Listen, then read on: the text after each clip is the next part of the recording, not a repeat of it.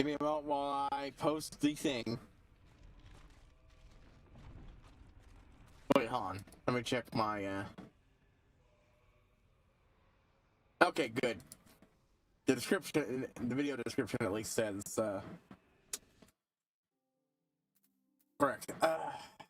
No roll defense this time. I just had a bit of a tiring day, and,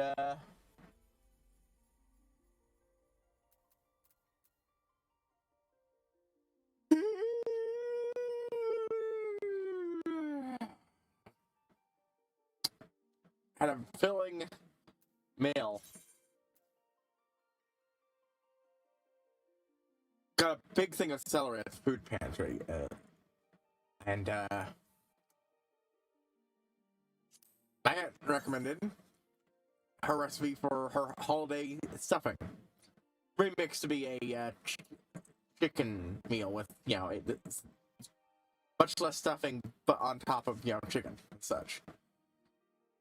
But it's still enough like a Thanksgiving meal that oh.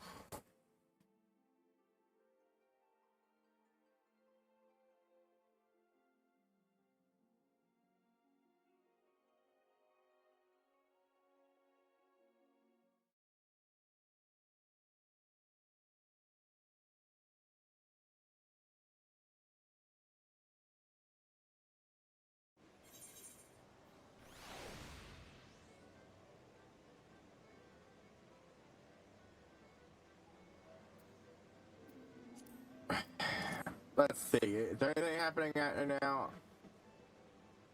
No. It would be if I had came on at the right time, but I'm way late.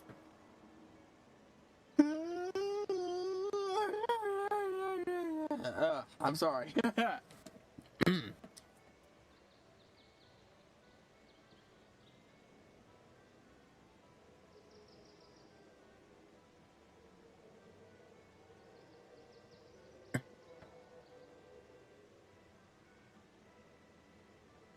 Streaming more FF14 ARR Beast Tribes and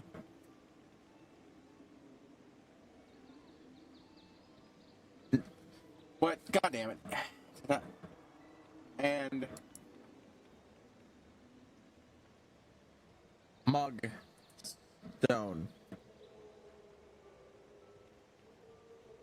hunting.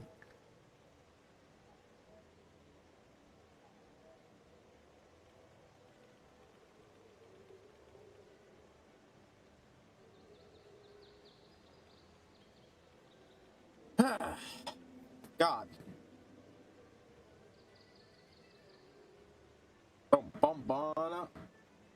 I think they were not too far away.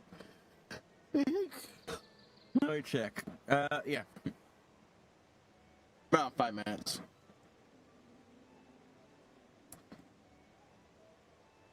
I didn't get anything else done because, like, I had a busy day that took a bit longer than I thought I was going to, and then I spent the rest of the day cooking that.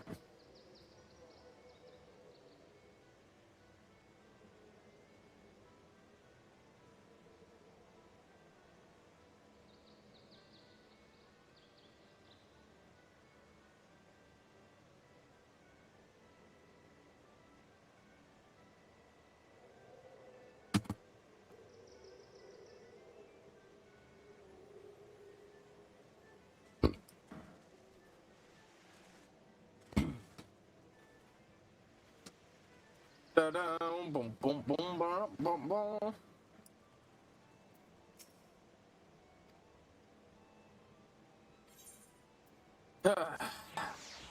Combined with that, having a rather shit revelation occur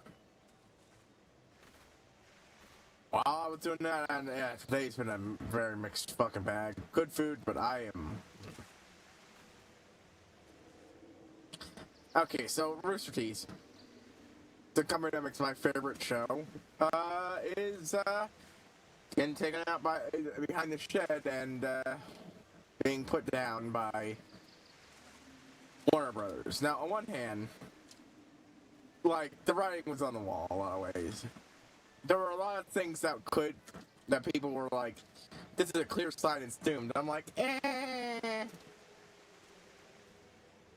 Like, shutting down his Twitter account. Twitter is going down the drain rapidly.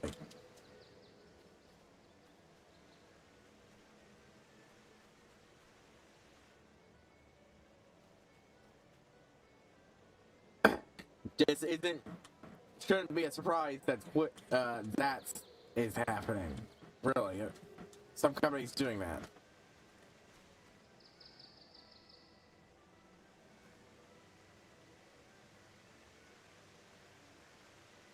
Oh, some people are having a little private rendezvous there.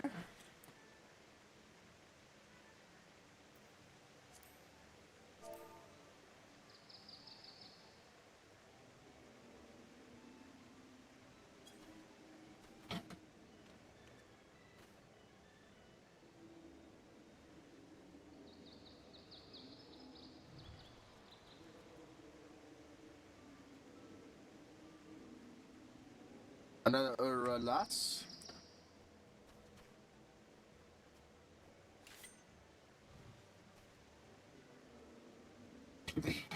Hold on, folks. I need to clear my throat.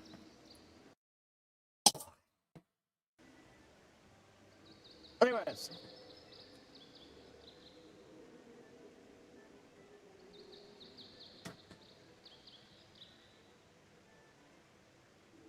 Where was I?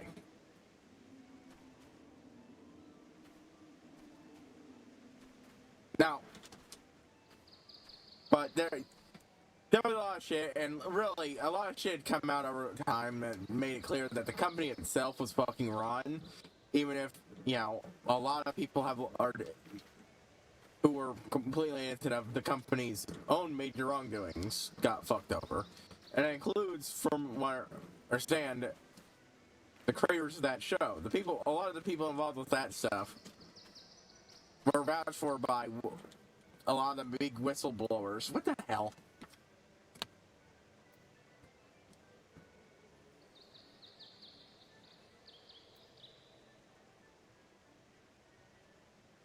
When things went to shit.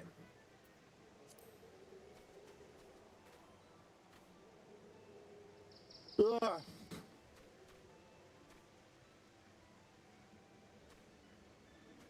And the last big whistleblower thing happened. That person cleared Kruby of wrongdoing in regards to them.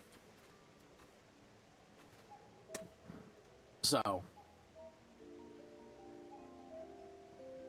hell, at least one of the people writing it, the show is Ruby, by the way, outright left the company.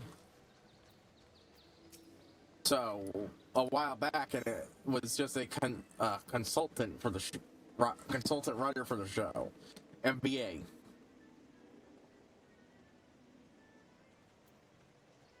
So, yeah, they weren't involved in a lot of shit. It's really shit for them, especially since a lot of people involved found out when the news story broke. Other people got called in shortly before it, and it was just a gigantic fucking shit show.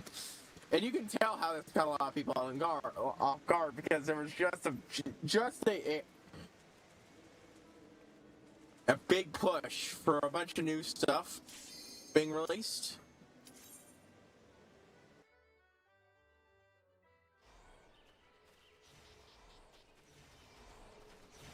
For that show, and a bonus F-Blog thing, clearing up a lot of loose plot threads left over from the last season, and such.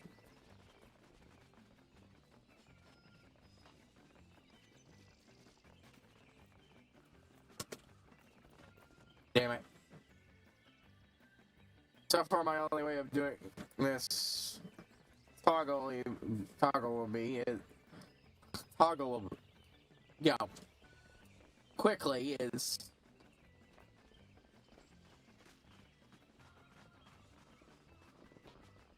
Damn it. Ugh.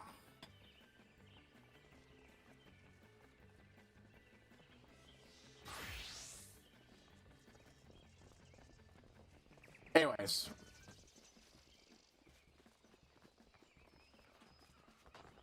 God damn it. Why did I think that would work?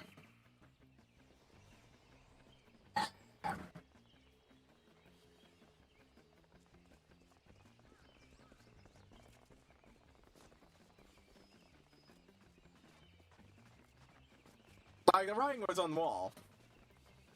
No, eventually, no doubt. There was only one show that was really anything resembling a success on that fuck for that company nowadays. And even then, it had reached a point budget-wise where they need to ask for help from other companies to help fund it because the company itself was not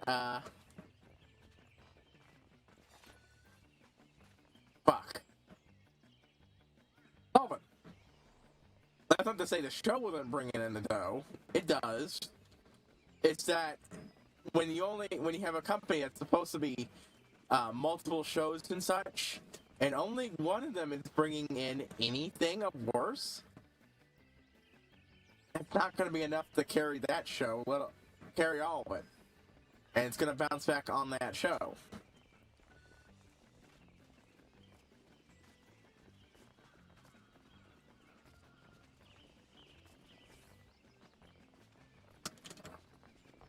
It's really not surprising anyone that financially this happened.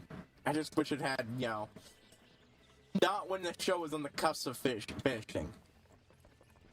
By all rights, following the way the show had been written before, they would have 3 more seasons, and that would be it.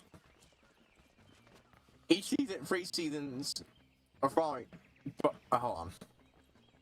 With an arc dedicated to a specific chunk of the world. The Beacon arc, set in the city, and the Kingdom of Vale. The Vacuo arc,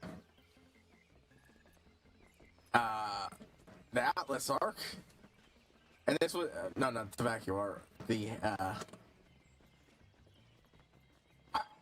Mistral arc. That's right, and the Atlas arc.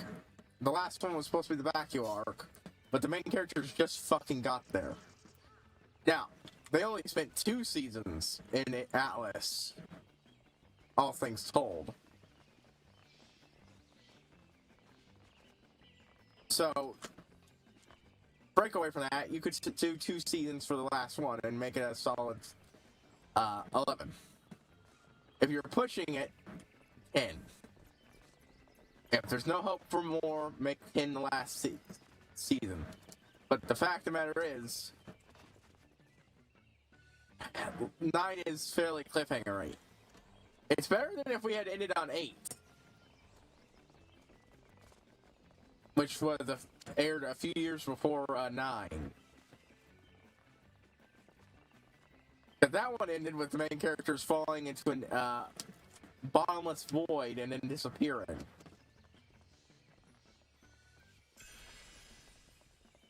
This one ended with them getting a portal back home.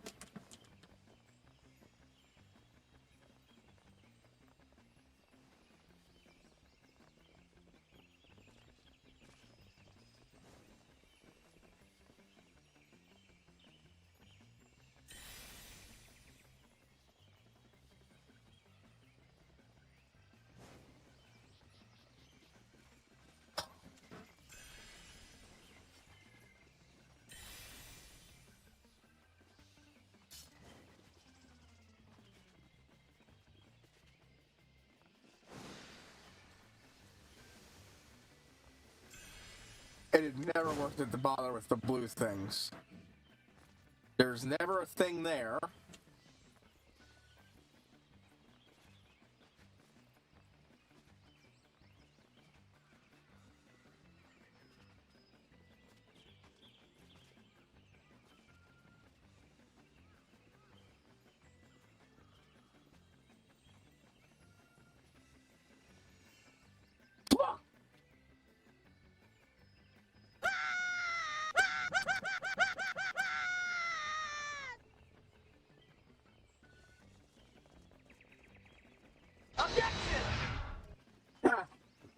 with the lane.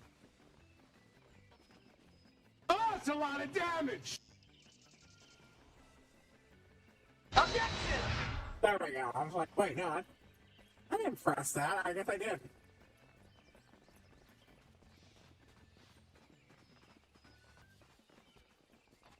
Done.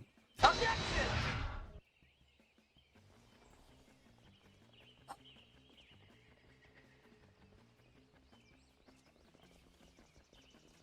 Alright, so. In a tight squeeze, but with, that's the epilogue thing that they're supposed to be doing, which hopefully fucking airs before the site gets nuked and everything gets nuked. And doesn't go the fucking way of everything else WB writes off for tax BS.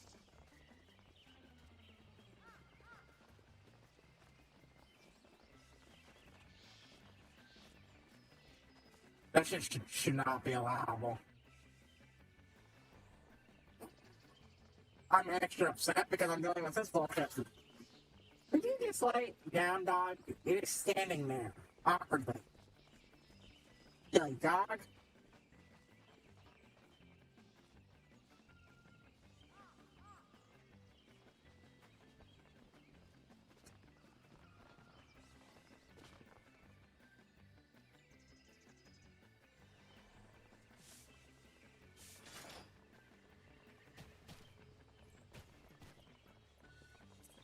Not had one this bad. It's all the fucking micro jumps. I hate these. I can barely control.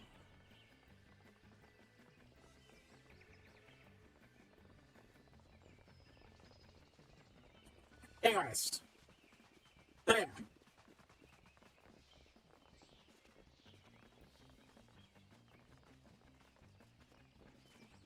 Like, a lot of character arcs and such got wrapped up. All that we got left is the show's actual fucking shit. So, it could be worse at an endpoint, but it still fucking sucks.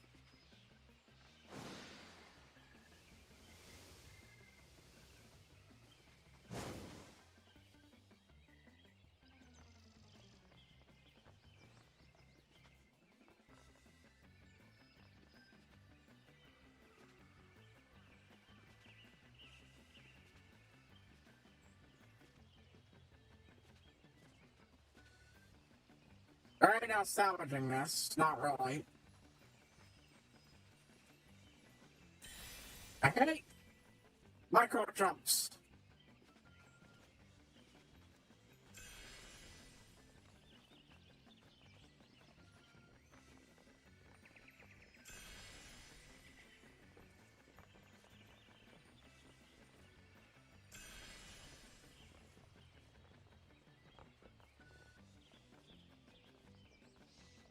What am I doing? I'm not gonna make it.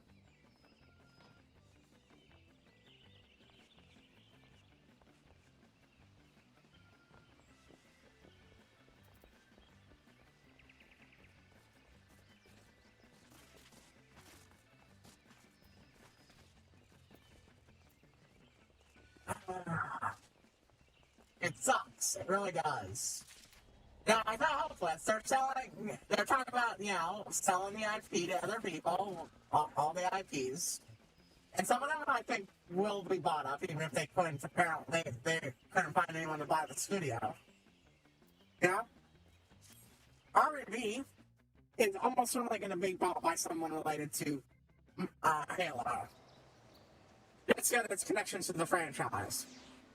Even if they don't do anything with it, its connection to Halo means that it's best that they control of it, not at the state. Yep. If you don't know, the Halo Machinima, which was this fun internet-based series, genre of show, that basically just doesn't exist anymore. Machinimas were a form of the animation came from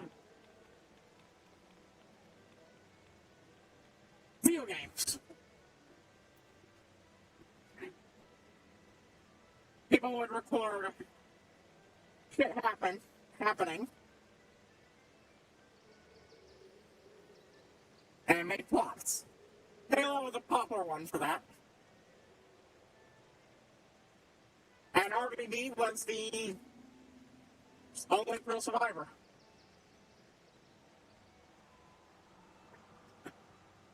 It did well enough that it even got its own animations.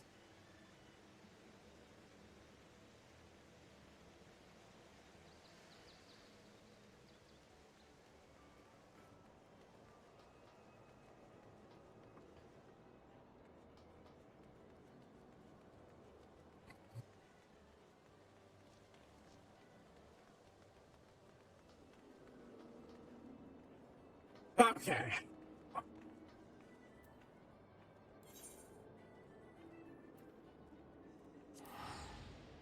Never back down, never give up. Someone's cat shit. I like reading people's shit in the game chat sometimes.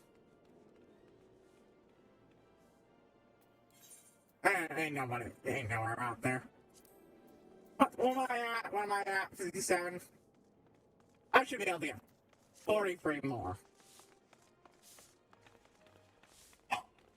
Oh, fucking. Oh, okay. Let's start with the course. Amigo, and get our free daily homage out of the way. We're gonna go for the highest ones. And then,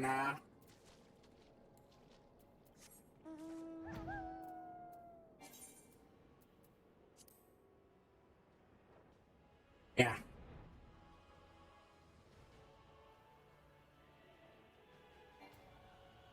Let's say we get that much, around that much each time. Yeah, it's gonna be more than that. So let's say 140.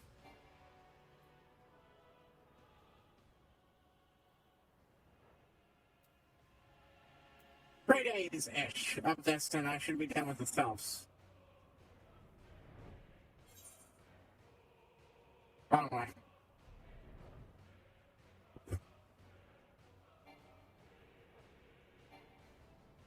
Anyways, fuck, what am I thinking about?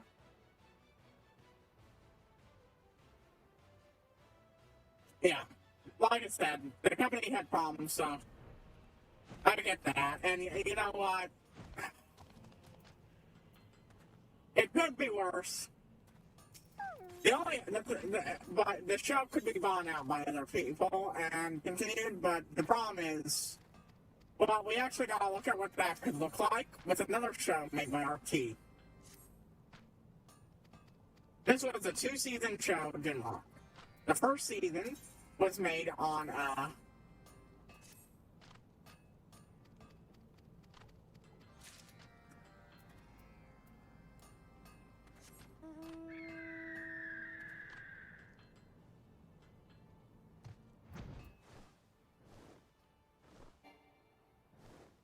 I'm not gonna be able to afford a new mount from here anytime soon. I'll have to come back. Well, no, I can sell one of my things to get the next mounts.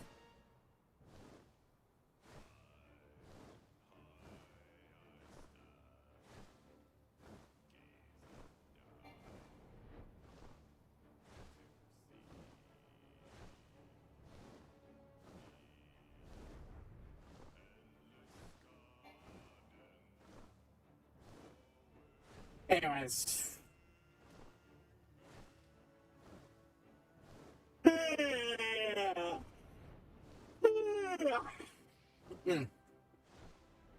Sorry, I'm just really yawning today. I'm actually not feeling like I'm gonna conk out, I'm just yawning. Let's see.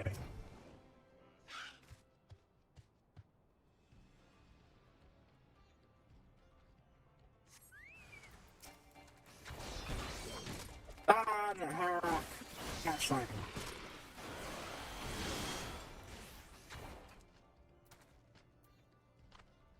flask of water. How could you, damn you!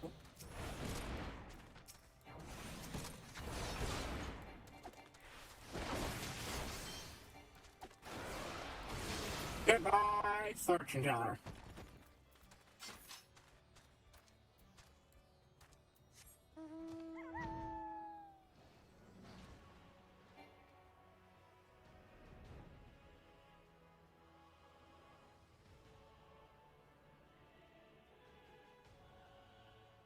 Oh, hey, what are you doing? Now, I never watched Shinlock, but the first season was fairly popular. It got big name stars. It was much better animated than even Ruby was at the time, let alone but its first season. It had stellar writing, all told. But it's expensive making it, and the fact that apparently the guy behind it left the company, turns out years later, because he was fucking stealing resources from the rest of the company to make it. Yeah. Meant that he couldn't make it. So, it got passed over from WB to HBO Max. Whereupon the writers went, hacks they were, decided to Game of Thrones it. Unnecessary sex scene, poor writing, and everybody in the end committing seppuku, basically. Good guys are secretly bad guys, a whole bunch of poorly thought out BS. Nobody fucking likes Shinlock. Ruby has a lot of haters, but a lot of people just generally like the show. And if you just come in without listening to people who straight up lie about it, nobody fucking likes Shinlock Season 2. Even the people at RT knew Shinlock Season 2 was a doomed BS.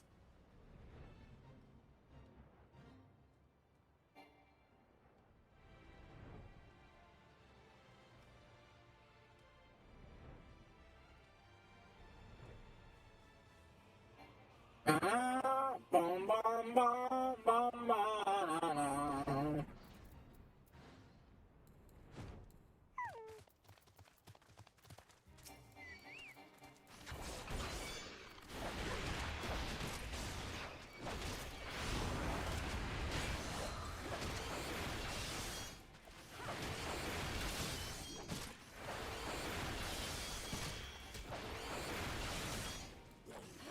But that show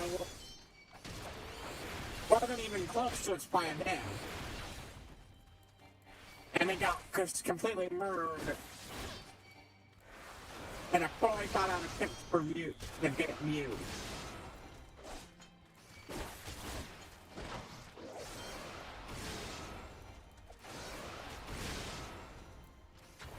Ruby is on the cusp of its thing. And the thing is, it's not like it's not a popular project. It's not that it doesn't make money.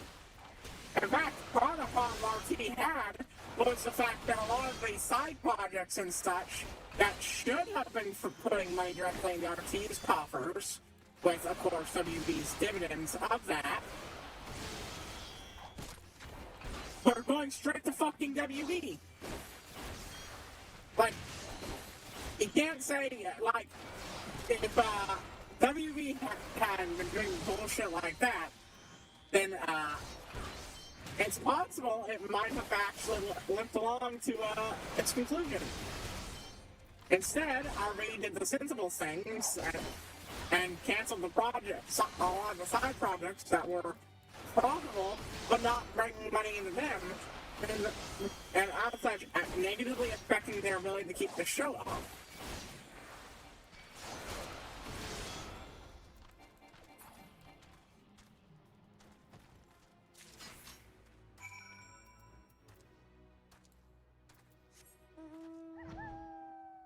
There used to be a Japanese dub of Ruby. It was super popular in Japan. But none of the money went where it should have.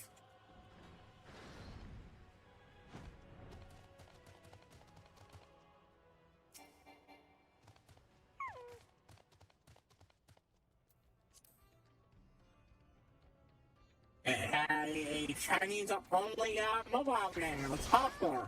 It's weird. Another mobile game. That one did decently well, all things controlled, but, you know.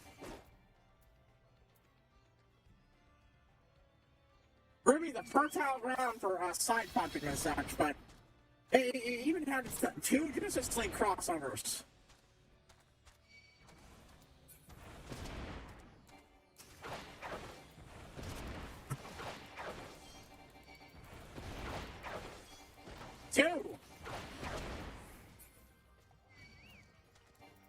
Okay, exactly part 1 and 2, but it was 2 different movies.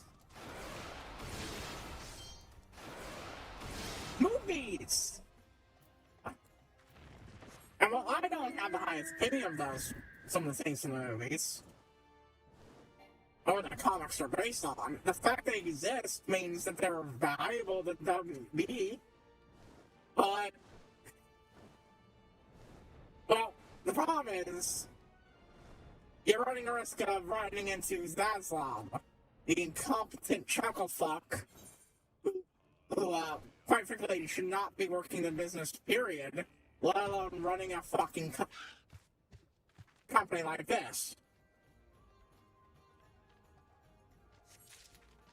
The guy has no idea how to actually run a business, and is basically permanently destroying it in the name of, tax breaks. There won't be an IWB by the time this fucker's done with it. I guarantee fucking to you.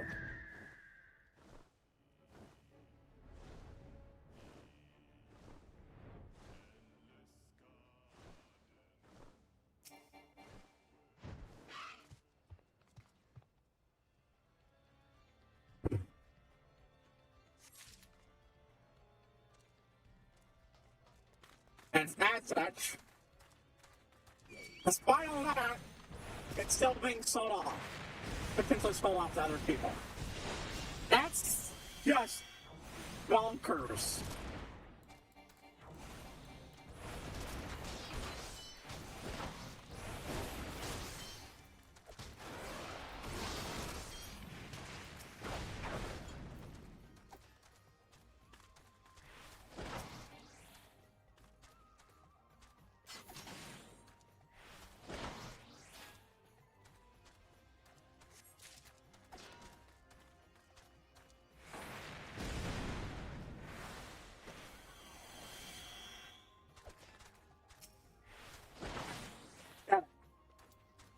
Like, why did I had to click on the name, not just the sparkly spot. Don't know why I forgot that.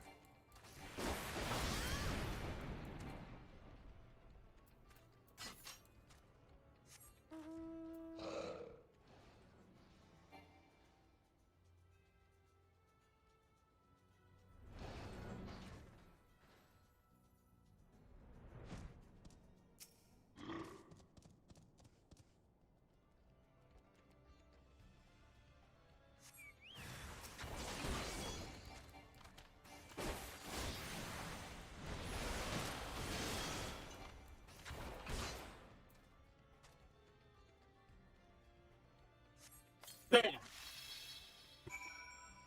You're not even likely to keep it in house. If it does get sold, it might get sold to. What the fuck? Hold on.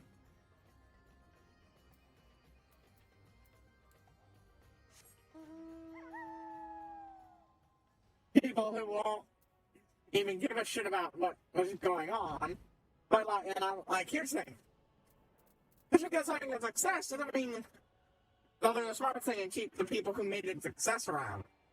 Instead, you could get a Paramount situation or a Netflix Starpinner situation, where a bunch of arrogant fucks who think they're better than the fucking material they're get brought in to show how much better they are, and it always ends up making it infinitely worse. That's a fucking... That is the thing that pisses me off a bunch of stuff like that. Arrogant assholes. And it runs the risk of this. Arrogant assholes who think they're better than everything. Arrogant assholes doing for quick cash grab by taking advantage of the show's name. Just bring the show's writers back, or tell them you're going to have to make this a one-season thing. One last season, that's it. Boom. It might be rushed, but since a lot of the people who fled because they didn't want to give any money to RT, they'll come back. They'll come back.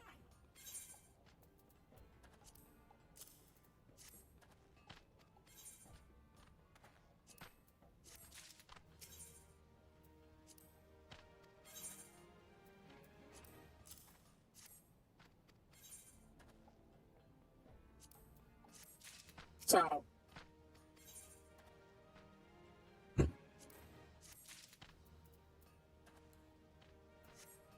yeah. That's my girl's thought.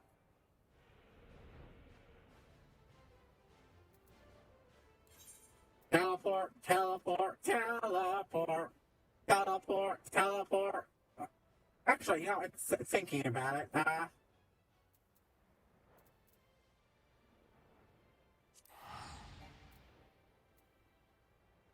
I could just, use the money I generate from doing a bunch of actual story quests while I get back to doing that.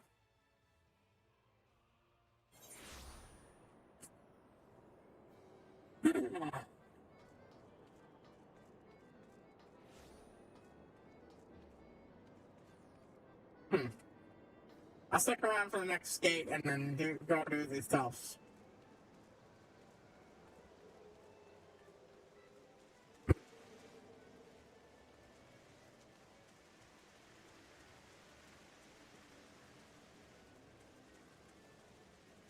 I need to check my jumbo cack spot.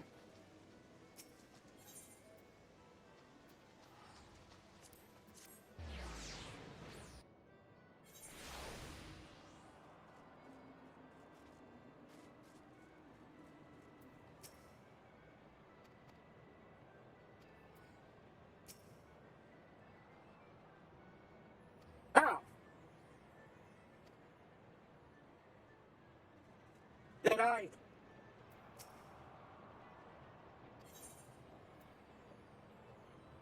Oh. I must have done it Sunday afterwards.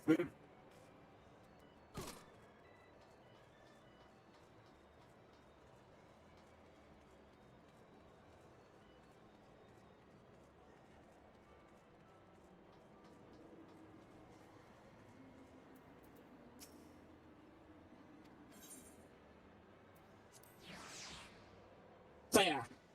But even then, that's affecting me there. And that's just me, though. You're like, I just feel so bad for all the people who spent literal years of their life working on this show, trying to bring their friend's passion project to completion after he died. Blood, sweat, and tears. Not to mention all of the fucking harassment and death threats from pieces of shit garbage who are now cheering triumphantly, almost certainly claiming that they're the ones who did it, at least in some cases.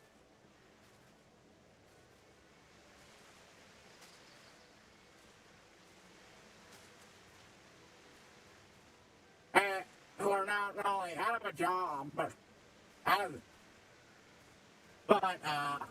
might see the thing either destroyed completely, dead, destroyed, or various things.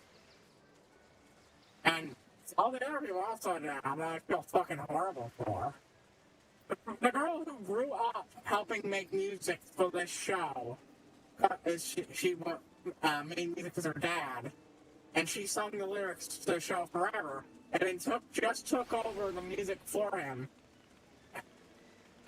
What was the last season? and did an amazing fucking job. Found out she's out of a job. She's not working on the show anymore because of fucking the news. Poor fucking people.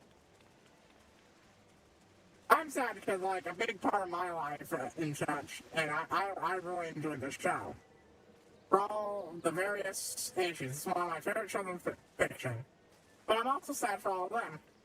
And infuriated because there's a bunch of vultures triumphantly cheering about it. Still spreading bullshit lies and pretending they're the fucking victims. Even when they actively harass the show's creators and other fans for years and years and years. And I don't talk about it Ruby much on here because I clearly didn't want to get into this shit. But I am actually fucking infuriated that these fuckers who have been fucking propping up the show's creator's corpse for fucking years, using it to pretend, oh, they betrayed his vision.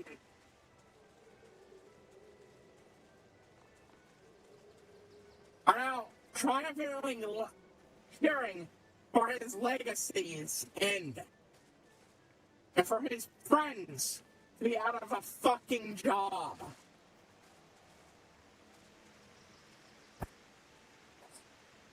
Holy shit. I am so fucking angry. Oh. I worked myself up into a tizzy. Fuck. Let's find something else to talk about.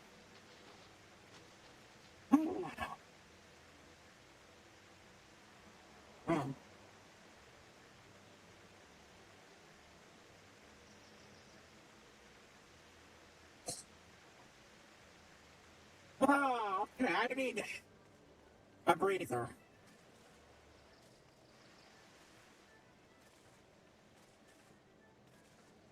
Like, I started making Ruby reactions to this shit.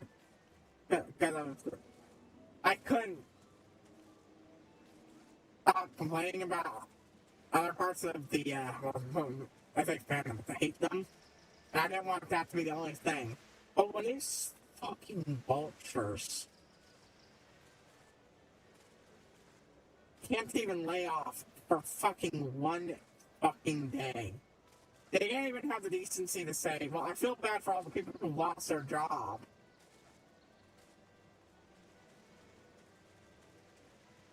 So, I've seen one person who did, and you know what? Fine, fair, whatever.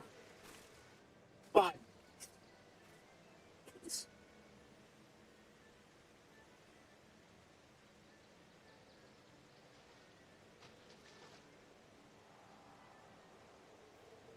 and of course, the rewrite people. Okay, so here's the thing. If you make fanfiction of any kind, and you declare yourself as better than the original, or what the original should have been, you're not only an arrogant jackass. And I'm not called arrogant jackass. Your fics are guaranteed to be garbage. Why? Because even if it's not terrible, you're almost certainly an arrogant piece of shit who will respect even the tiniest bit of criticism. Like you react to the tiniest bit of criticism, like you accuse the fans of the main work too. I'm doing. I've seen it multiple times. Most of them with Ruby, but a lot of other fandoms too. It's why, even as someone who loves SAO Abridged and hates SAO, I don't do that. Oh, it's better than canon thing. No, that's stupid, and that's awful, and it makes it sound like the person. It makes you sound like a fucking piece of shit.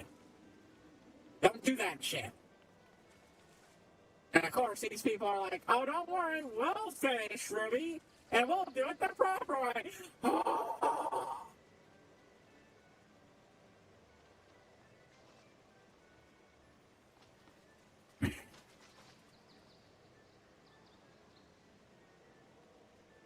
I hate these people. I have grown to deeply despise these people. I didn't like these people before, but I think I truly hate them at this point. Oh. If you're any of those people, please get the fuck out. Don't watch my content. I don't want you around. I see you online, I'm blocking you.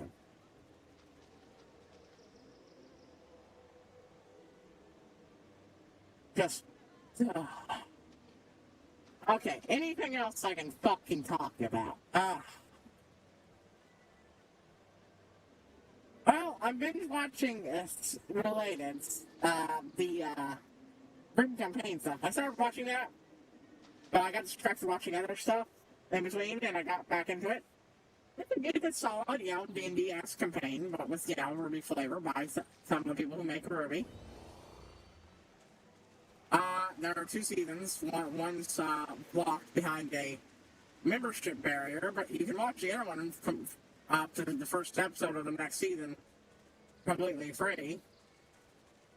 So I'm doing that, and, well, I'm not getting to bother, but,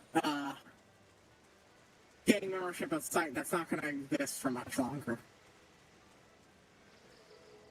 So I'm definitely down and finishing watching that before it's too late.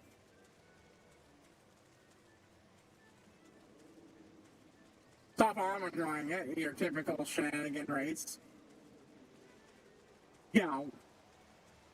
People fucking around and accidentally starting fights and they really didn't mean to.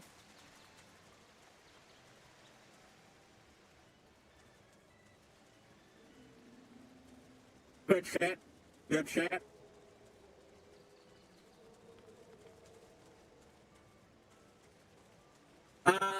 I can't wait until I'm fucking done with Heroes of the Kingdom so I can fucking read all those really good crossover things I keep saying with Link, Breath of the Wild Link and other links. That's one I've practically not anymore. I want to read a story. I want to see, given the way the Breath of the Wild's world so connects to everything else, I want to really read about, oh hey, I knew that guy, or oh hey, I knew the place this place was named after, and such.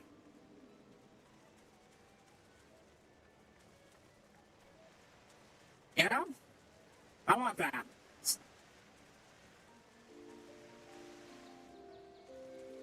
But also, everything I've seen is, Tears of the King Piranha is, whoo, boy. I'm already liking what, Asia Calamity for a lot. And I gotta think her personality, and Breath of the Wild was great in a way that made me very, very uncomfortable with the whole age thing. For reference, she was only trying to give herself, restore herself to her youthful adulthood, turn herself into a little kid.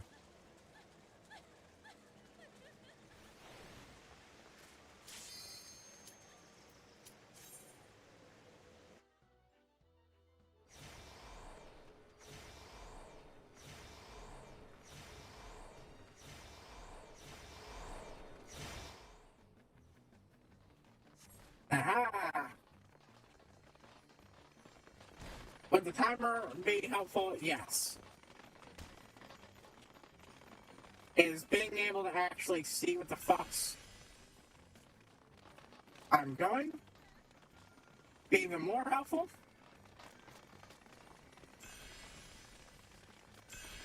And 2 right after another. Well, it is compact.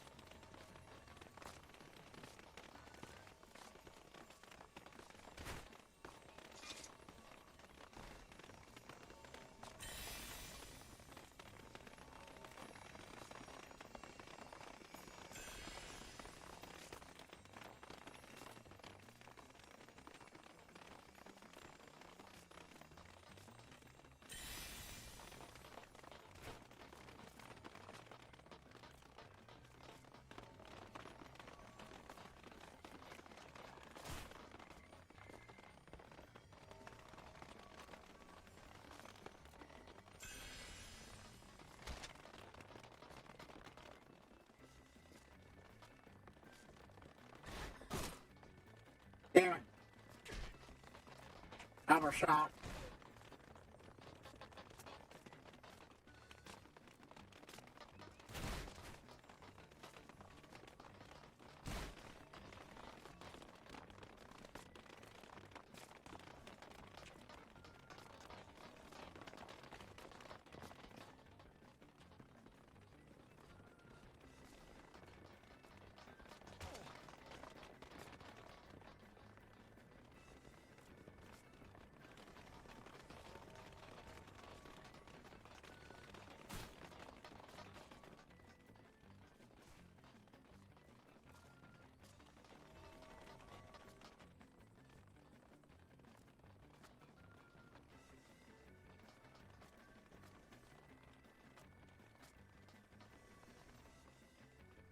Oh!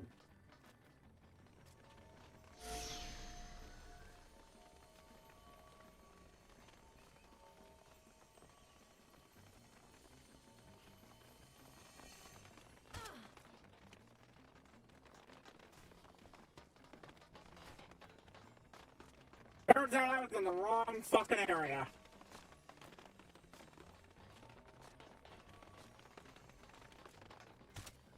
God damn it.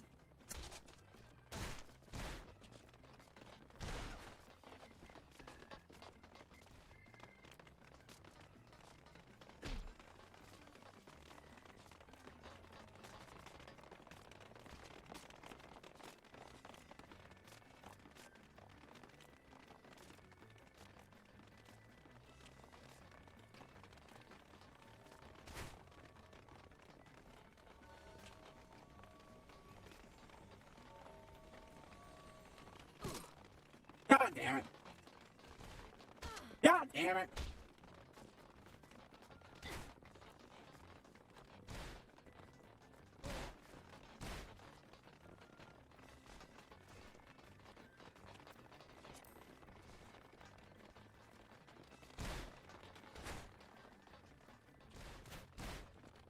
I need it less now because there's less people crowded.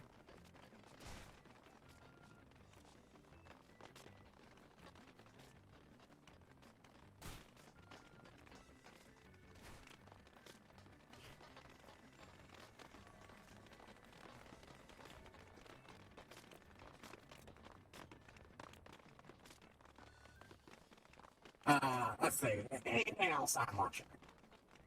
I'm reading, well, I mentioned that, yeah, sorry, I caught up with it.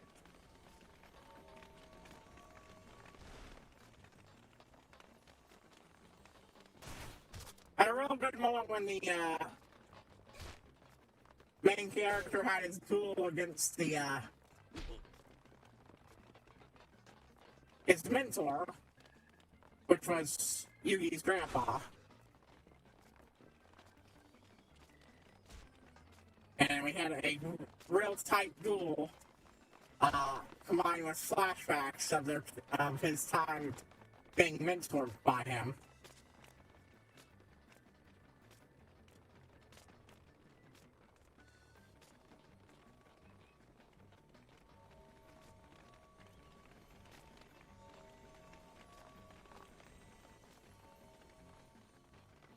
The reveal that it was actually Yugi who came up with the idea, which makes sense.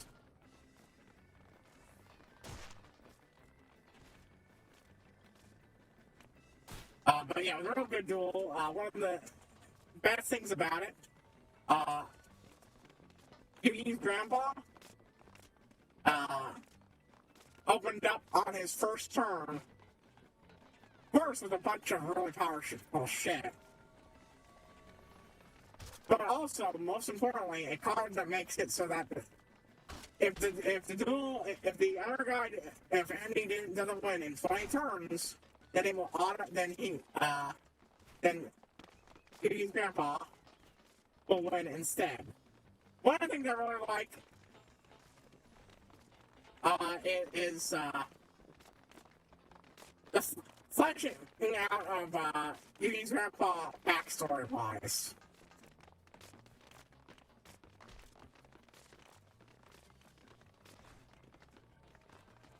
you know, he is the guy who taught Yugi how to duel. And well, the Pharaoh has a lot of credit for Yugi becoming the duelist he was. Oh, you cockfight!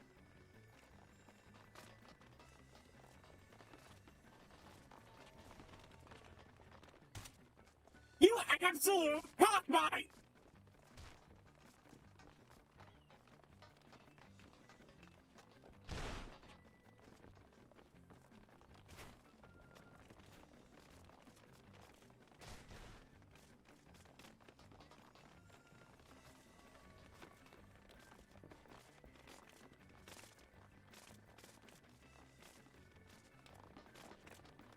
Motherfucker!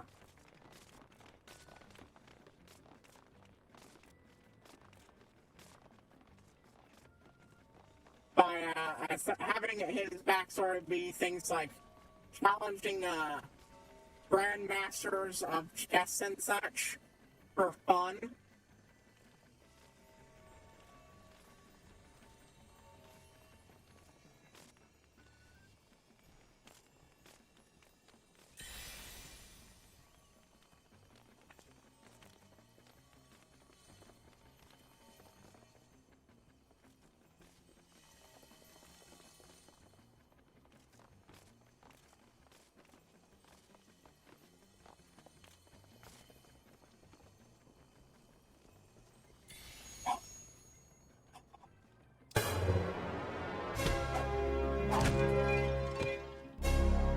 Holy shit! Oh. Pokemon, first still watching Clank sound, victory sound.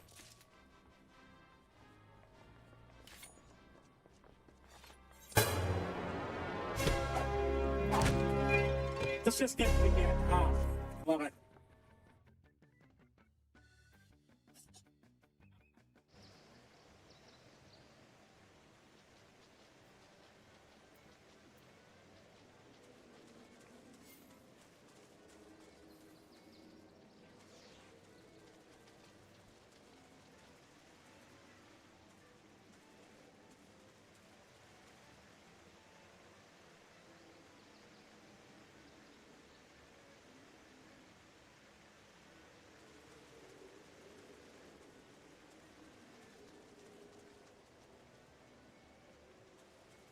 Okay.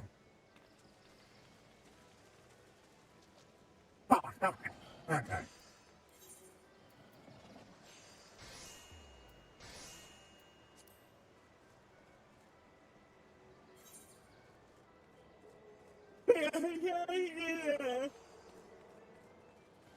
Or, getting banned from every gambling city on the face of the planet.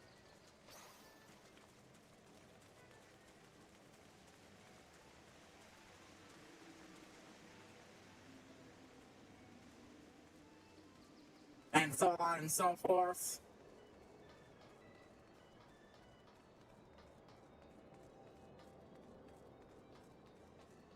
It's just a great way of expanding on him in an interesting way. Because honestly, the character's mostly forgotten about Yu-Gi-Oh! Canon.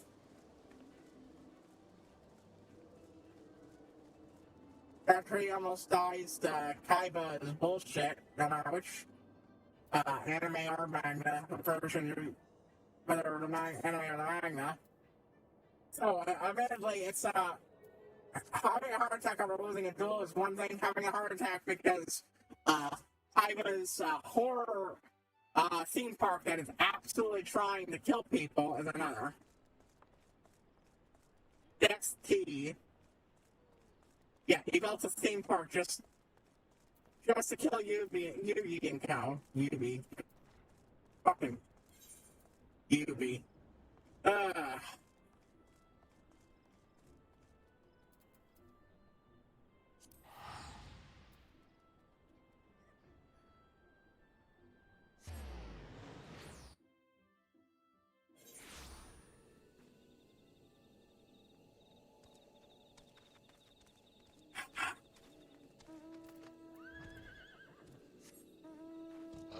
It's a great way. It's like how, well, I haven't watched Dragon Ball Super. I think for all the problems I've heard about, it'll always be worth it just because it gave fucking Master Roshi one last chance to shine.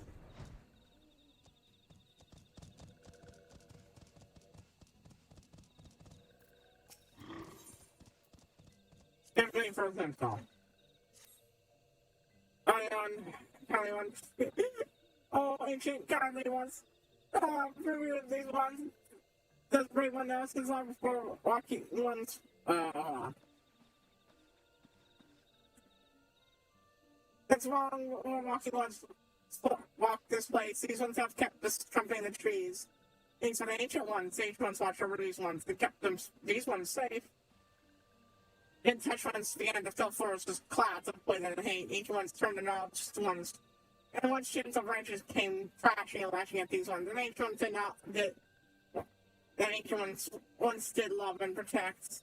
It's the ancient ones. There's so way to save the ancient ones who were. First, so what ones once were. I think sometimes one has to break one to end the ancient one's suffering. This one has to break one to bring back ancient one's seed corns. Let's read files of deep spring water. Things by the seedbed on the hanging branch of stars. One thanks, but be wary, naughty ones abound.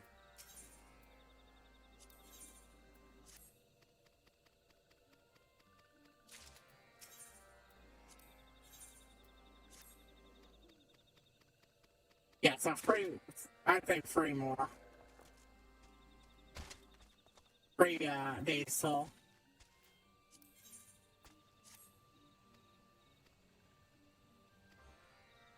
Honestly, I think that will be done by next week. Almost assuredly.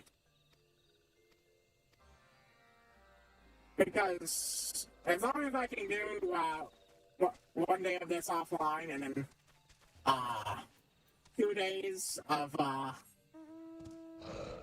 and such, I should have knowledge in a place that'll be quickly wrapped up, and these guys wrapped up.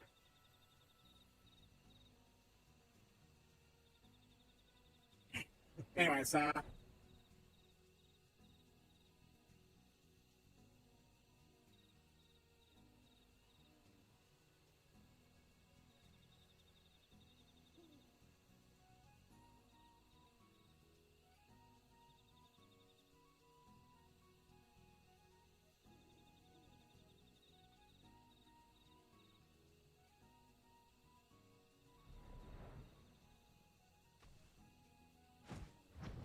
okay, no.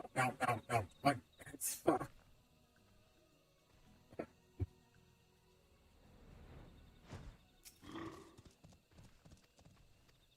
no. Then.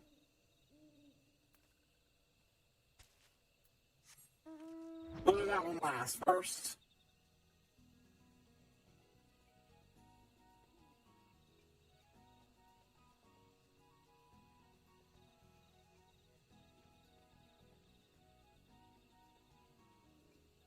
Fungal phallus. Much like before, there's gonna be one over here. Somewhere.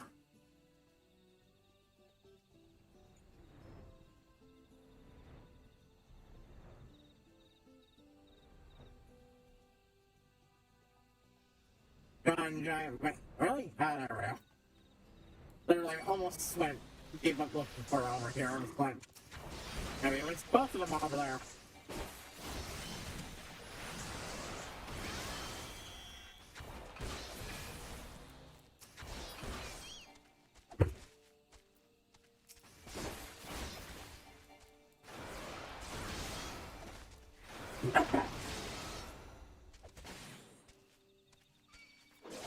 Anything else?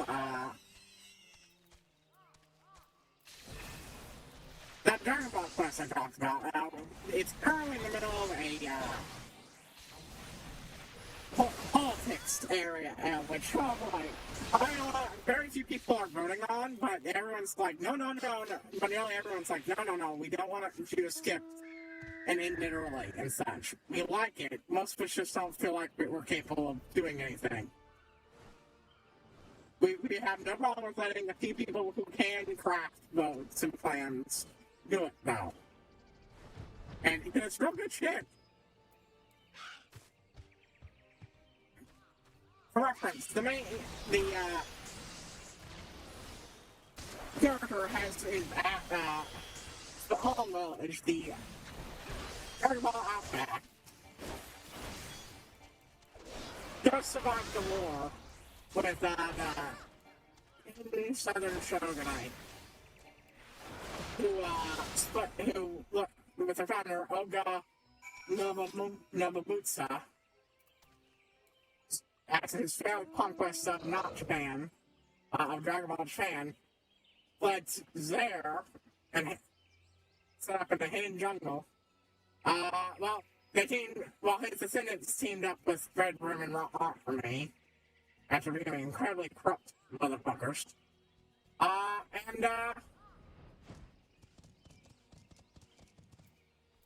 We're in the middle of trying to wipe out the Savage Outback. But thanks to the Kai training and everything else, and incredibly well done plans, and most importantly, the addition of 2 hero units of, I never remember what his name is, but,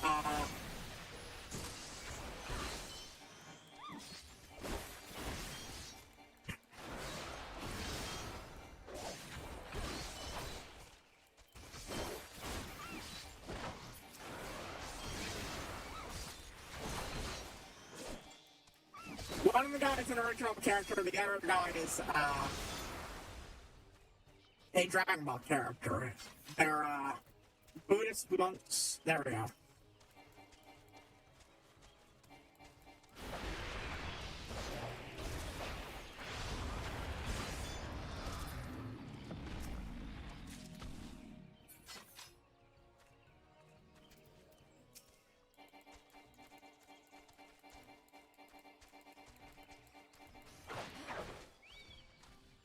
Not in range, my butt.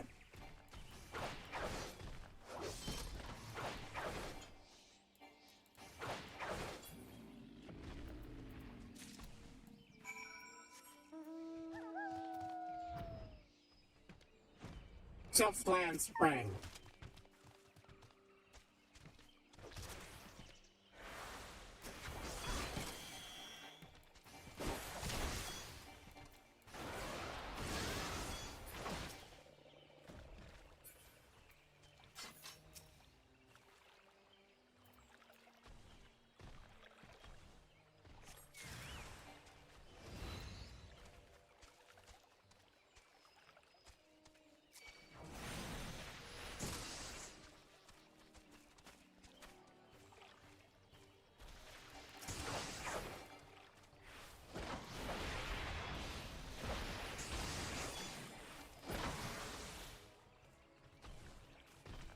Where was I?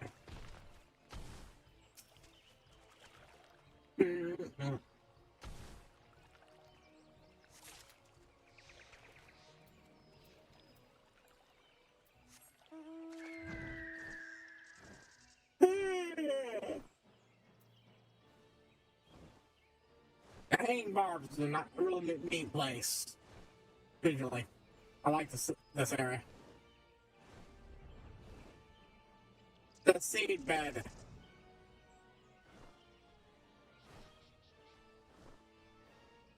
Really? Wow.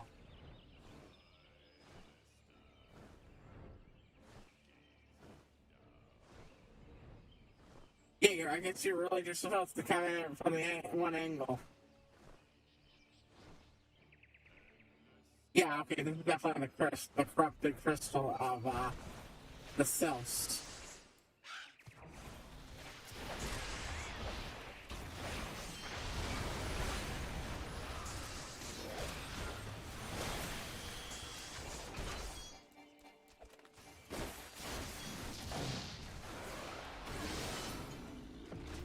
There we go.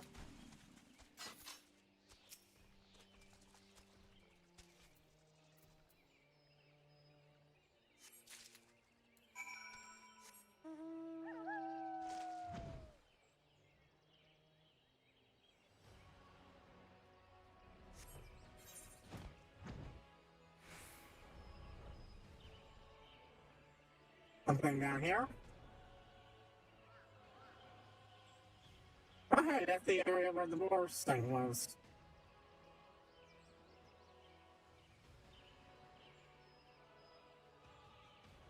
I'll go do those other things.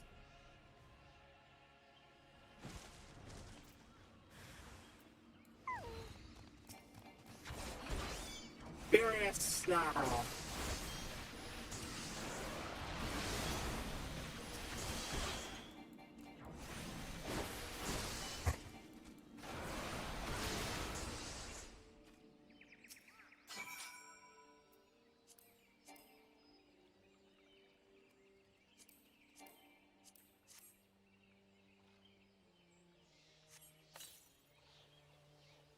Alright, the better moongrass.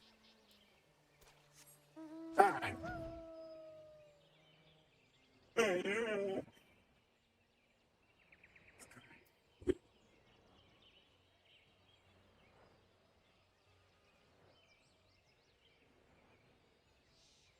Anyways, they lost. Even with the guy's own forces mostly turning against them because of the whole Buddhist monks being amongst the enemy. It's kind of hard to have that whole glorious in the right thing when monks of your own religion are standing against you. It was a guy from the second world tournament in Dragon Ball. His shtick was having multiple limbs. Wait, no, shit. Multiple limbs. Or at least attacking in a way that generated extra limbs.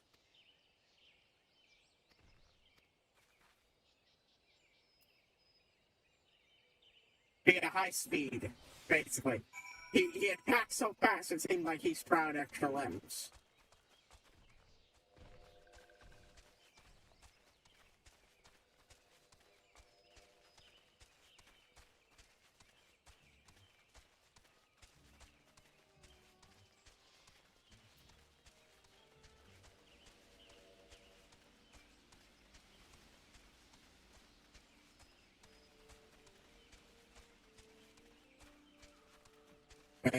Stop. Ryunosuke. I fucking love that little minion. He's adorable. Seriously. He's a lot better than just giving me a baby dragon companion. No. Instead, give me a baby other animal dressed up as a dragon. Brilliant.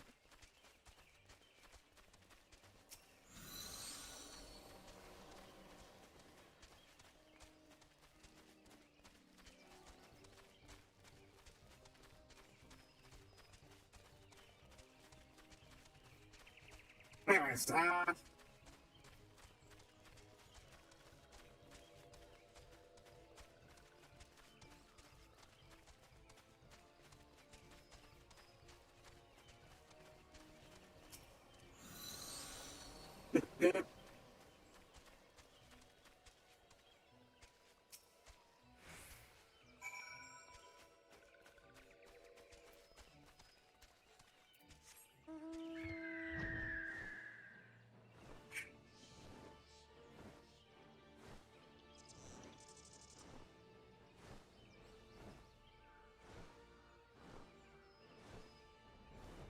let's get this last one and then we'll turn them all in. I like doing them in groups of 5 because, well, only 5 can appear at once anyway, so might as well.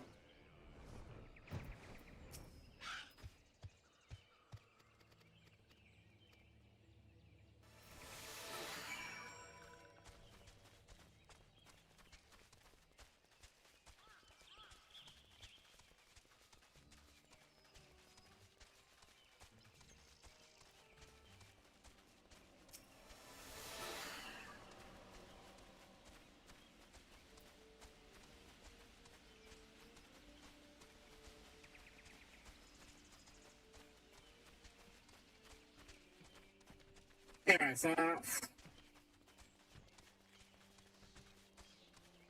but yeah, and it wasn't an easy fight. Much better than expected because, like, a smaller army of people who are all capable of some degree of Kai use versus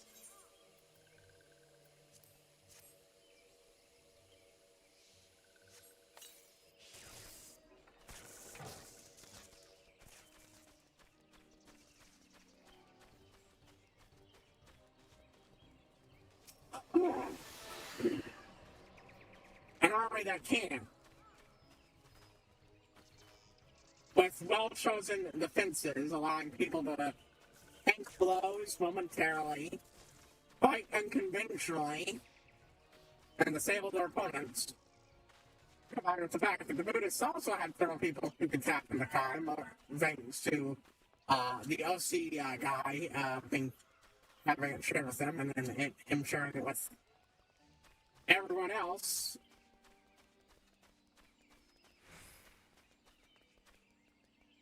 Oh. I went the wrong way anyways, damn it.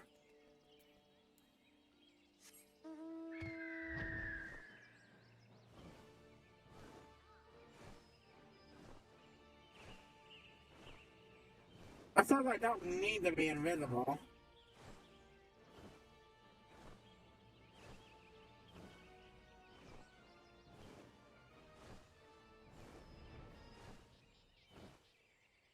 Let's see if I need to be invisible.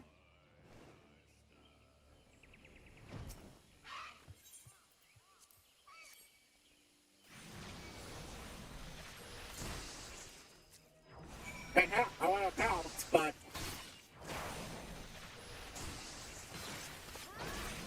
I'm high enough level that and good dodging, so not too much concern.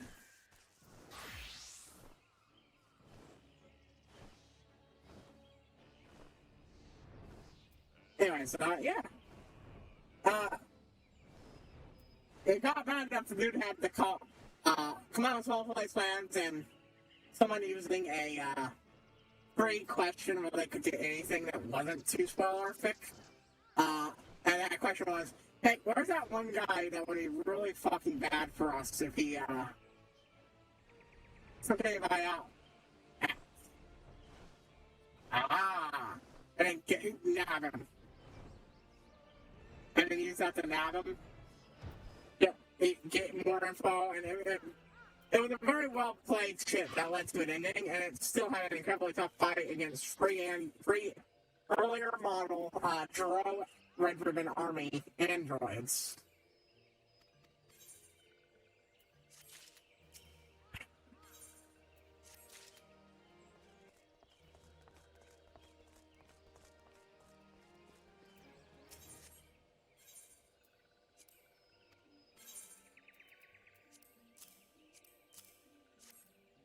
You're great one is strong and need fight the agent ones. This one is most grateful. Let's never get that agent one's finished, but it's time for a cycle left to be yes, this one's on.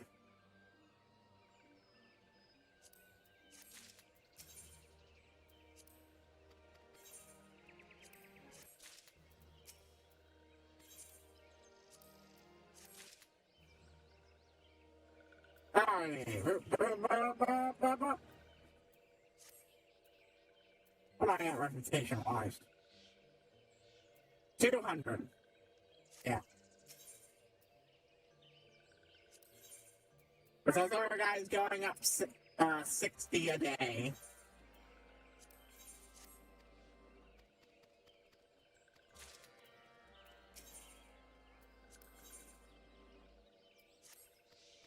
Yeah, let's just do the math. Okay, 60.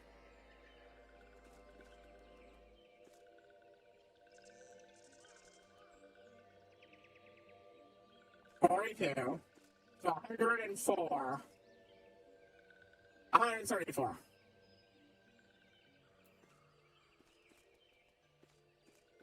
Alright, a little less than I thought. A day.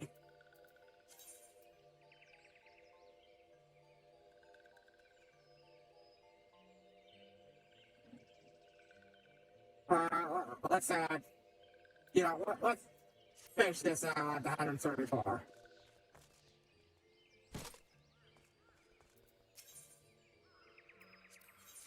The Silphine's trying to hunt you.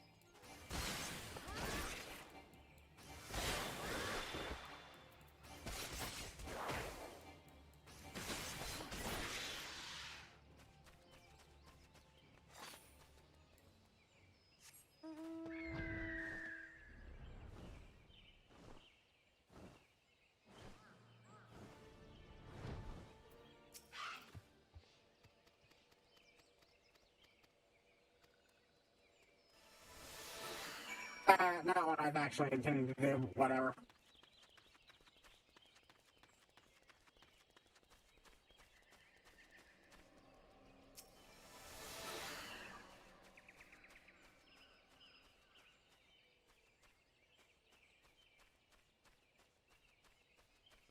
Where are you, artifacts? Where can you be? Yeah, I screwed that one up. Oh! A hunt feature. Melts. Ugh.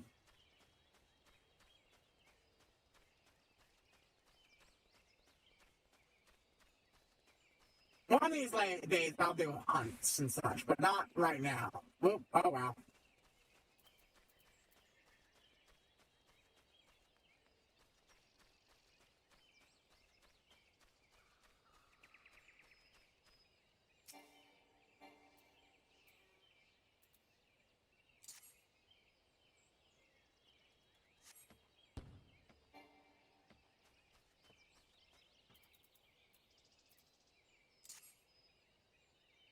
Let's get this done.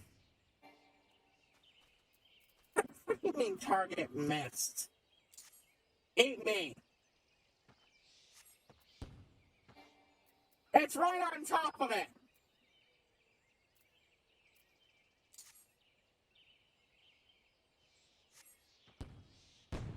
Oh. I have two fucking things in the same basic goddamn shit. That explains stuff.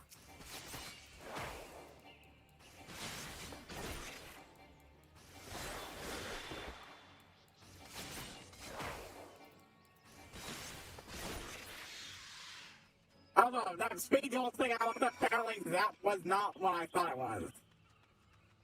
I know there was one anime that introduced the concept of a cut-down rule set, and that's what I was interested in, not, the link to PS rule set. And that's right, the only way I can play classic fucking,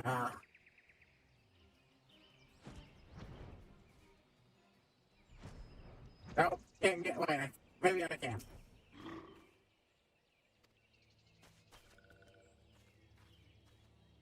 Nope, have to be invisible.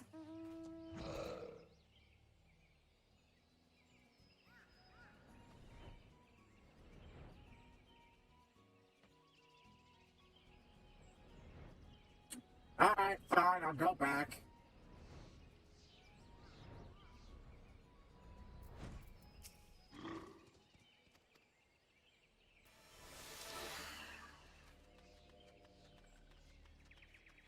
There. Now I don't get distracted looking for something I can't find.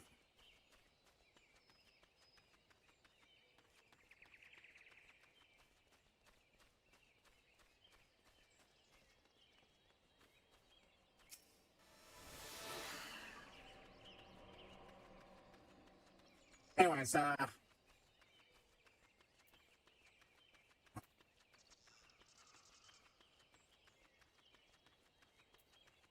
right.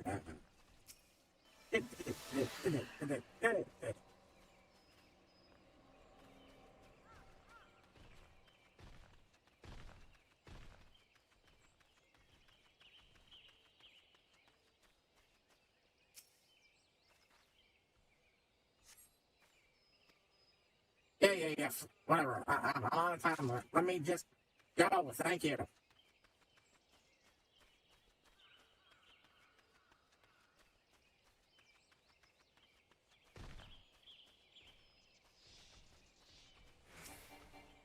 Oh well.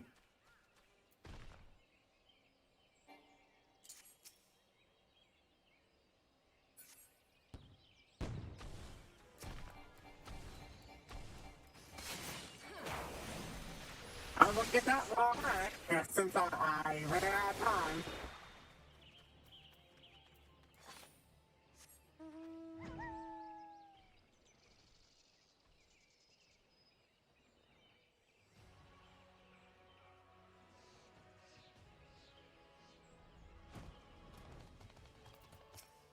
Anyways,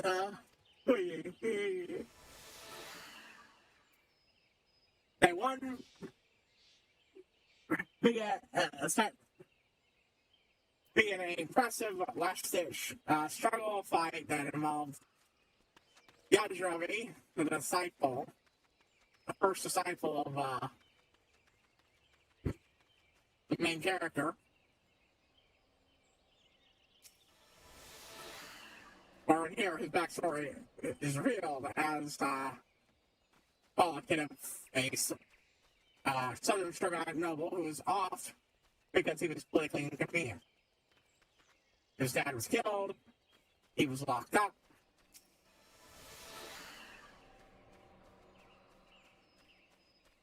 And his dad was bad enough, he could have survived, but they got Yajirobe and he let himself be put down in exchange for sparing Yajirobe. But Yaj ended up just rotting away in his dungeons. In the canon timeline of Vince, he would have eventually escaped when all this exploded in the center of Shogunate. Oh, fuck you!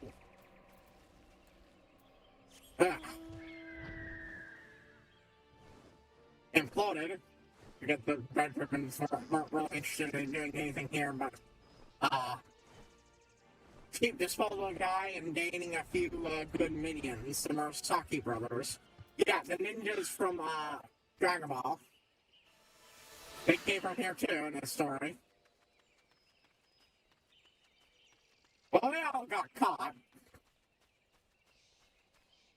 Well, it's a much more competent, badass dad.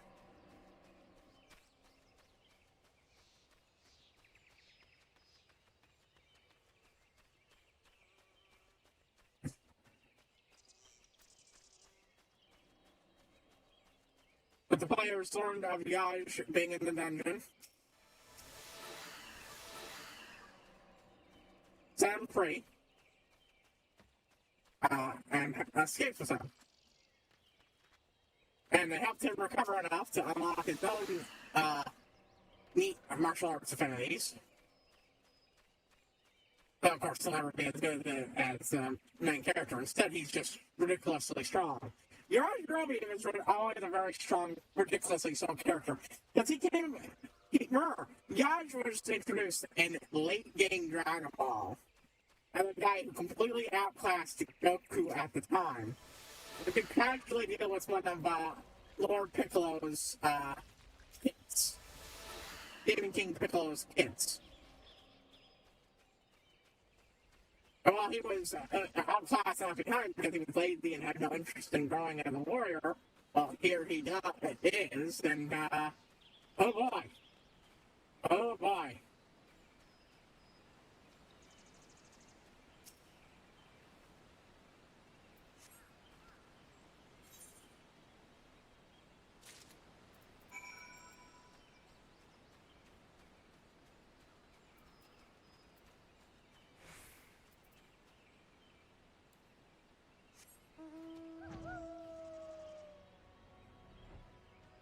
There we go.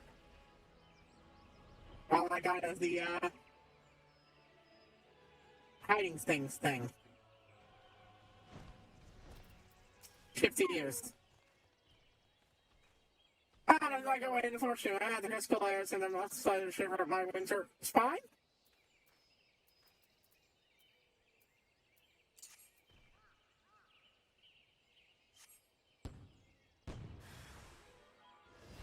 this guy was perfect.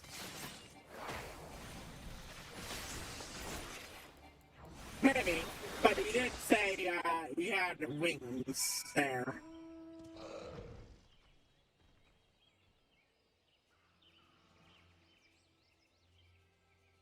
I will say I disagree with the particular chosen finisher move that players went with. I was on the side of the much cooler, much cooler Sunset Overdrive, or no, not Sunset Overdrive. The Avatar of the Sun's Avatar line. There were two moves people came up with that involved absorbing sunlight energy.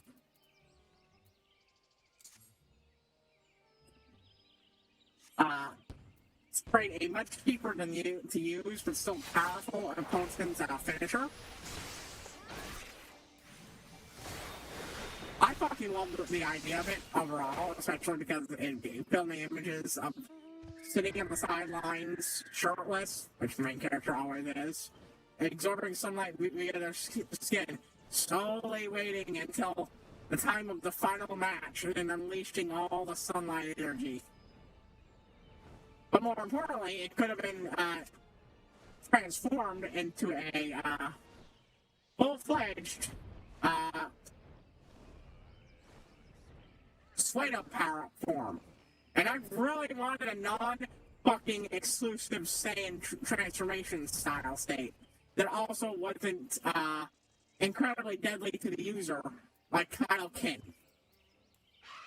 You know? But a lot of people fall on that because they were weirdos who are like against power-ups in general. Like, I'm sorry, but power-ups will come along and outclass everybody. The least we can fucking do is give all the humans the chance to at least do better.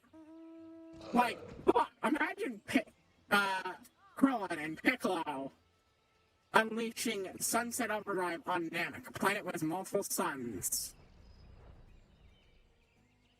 Perfect. A brilliant idea. But no. We had to go with the Rainbow Serpent. And well, very impressive, especially with the ability to attack people based on a tint. I will not deny it. It's a very good attack. It's still a very good finisher. I'd be lying if I said it wasn't.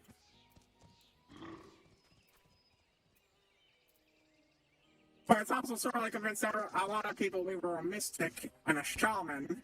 The main character. And also, it can't be what I thought. And we had a big advantage with making this real good, because we were allowed to incorporate some stuff we learned from Top of HighPriest's little energy beam attack. Yeah.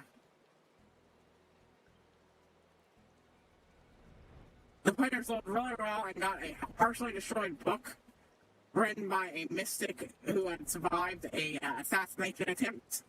Assassination? Not an attempt. They weren't the fucking target, they just got lucky to survive. And wrote down a recording of what, it looked like to them from the mystical side of things. And thus were given the choice of what the players could reverse engineer from that. And the one the players went with was efficiency. Taking advantage of making a move that had decades of work making it as efficient as possible. And because while the main character is a prodigy of this quest, is a prodigy of technique making, able to do shit that largely took decades, even if it's not quite up to being as good as a Kamehameha. The fact that it's, usable much sooner than his was, yeah.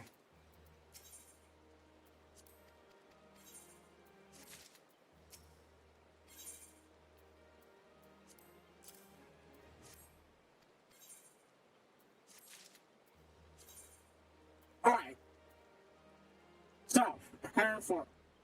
No, not 140. 134. Look at that. 378.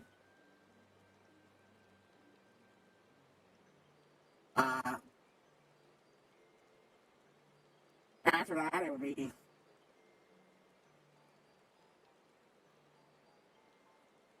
Yeah, okay, no, I think it would take all of them.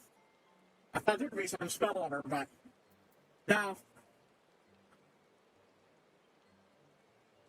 100 would be, 378, 478, 500, 512.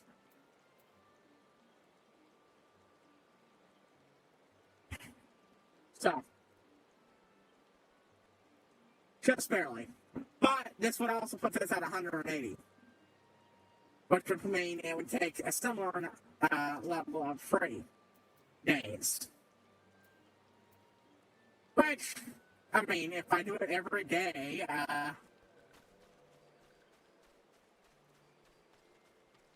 it should still get me there.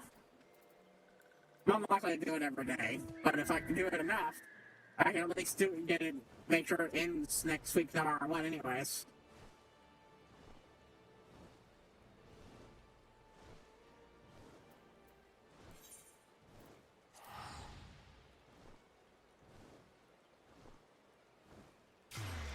Well, off screen, I'm going to do a bunch of bonding.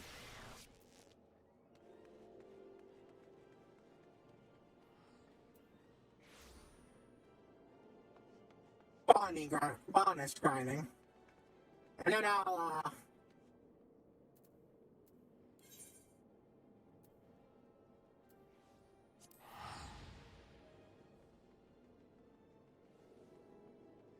head off to,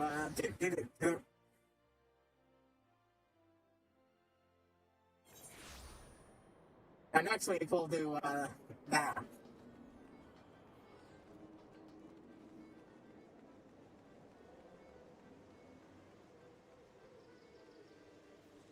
Don't let it be another leap of faith. I don't like the leap of faith.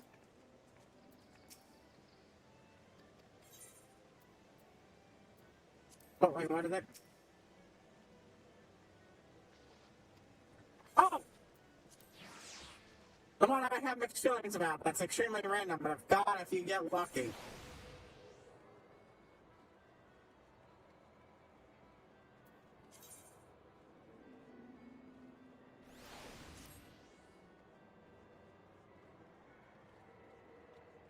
Like, flat out, if I get it, I'll go get it, go to a room and put them in my shit, and we'll start.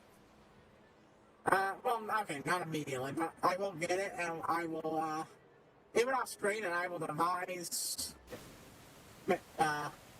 additions to various outfits.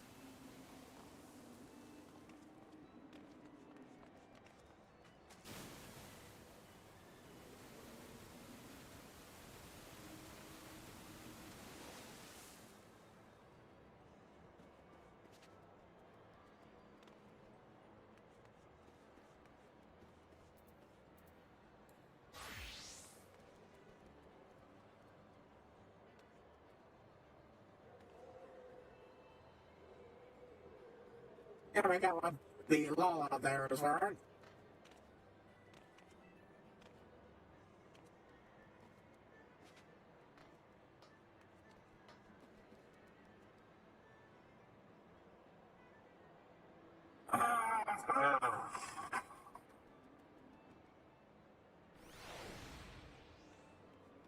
After I do this, I'm gonna take a quick break, just stretching and shit. Did I feel like an idiot? But yeah, But yeah, it's time for the post-war talks. And it's interesting, so. I mentioned, Yaji, was Jerome used to be, his dad's lord. Well, not only has he formerly sworn his sword, his loyalty and such, to the Tempering Heart School, something that's ever been done with an organization for the Southern Shogunate. So they're not even sure how to handle that. But the IG doesn't really want any claim to his old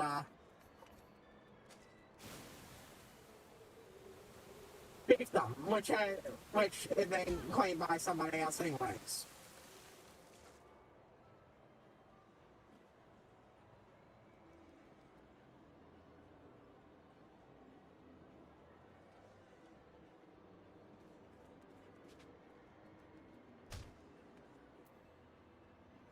Or was handed to somebody else, but he still has one. And that claim is still, a powerful thing. Because it can be used to create an entirely new, if given to somebody else, it would allow the creation of an entirely new ruling clan in the Southern Shogunate. Or reinforce the guys who got handed it. But given they were, loyal to the bad guy, that might not be a good idea. Several of the Shogunate's lords have said they don't want anything to fucking do with it. Others have made proposed deals. One guy, who's clearly got his eye on being the new great lord of the Southern Shogunate, is...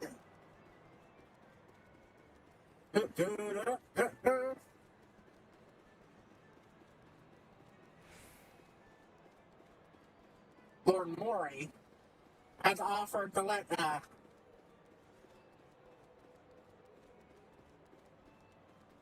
Air build a full-fledged branch school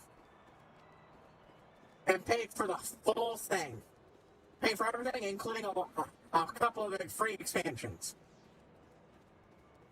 That's an extremely good deal, especially considering the only place that Air gets a deal like that from is from his own people.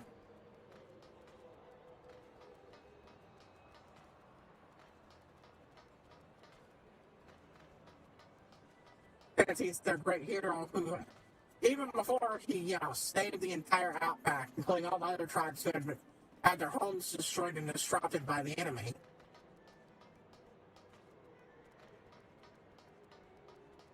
and the lead up to this shit, they were provoking the predators to go crazy, which was just causing all sorts of problems. Afterwards, he was a great savior and everything, but he basically brought back one of their lost arts.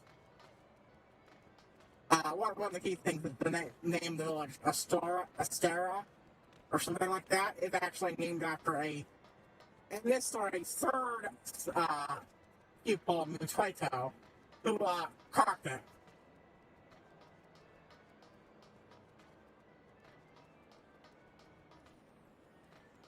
He managed to survive battle with Piccolo, but injured enough that it fucked him up, and he ended up only surviving it long enough to teach some things to a not so doing great village. Play some pipe, if that, you know what I mean, and then carve it. His bloodline runs through the village, and that has caught Master Roshi's attention since they won the a previous canon tournament, the one that Spike the Demon originally won, who was not happy about that as that loss.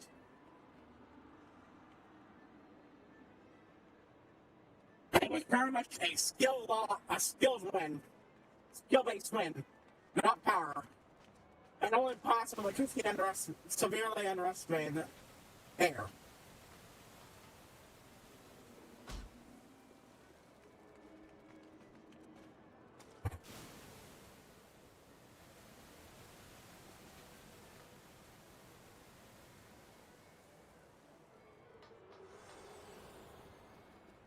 Anyways, yeah. But another offer that was just given has two merchant lord ones who plan on using it to found a new clan created by the combination of married off parts of each of their clans and use that to form a merchant company, which they're offering a 10% stakes in. 10%. That's a lot. That's a fucking lot. That's a lot of money, which could be very useful to the school. The players have finally started to run low on their winnings.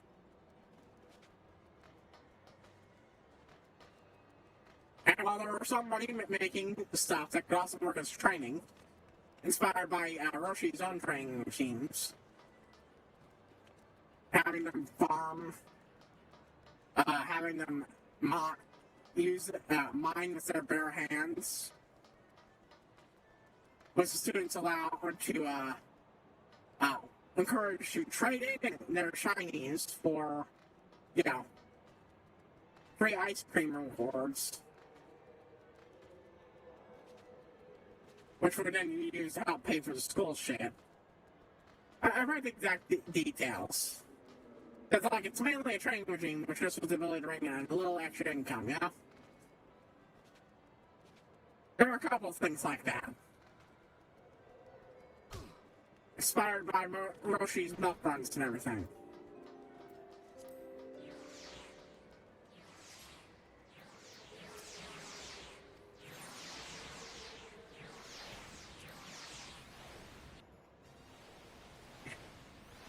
Which you do know, you can plan a little. This guy, it's pure luck.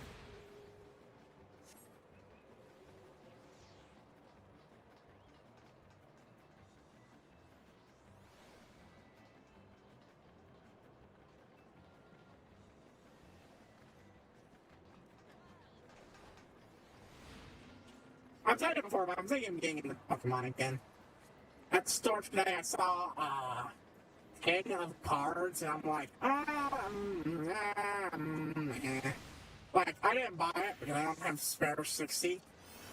But, I do want to open some packs and everything, and I cannot wait until that. Actually, let me even look that up now while we're waiting here.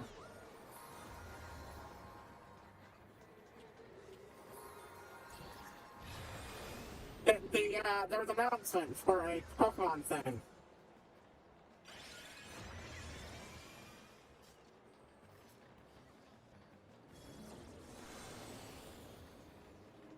Pokemon TCG Pocket.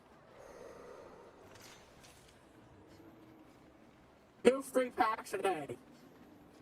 And I really want to play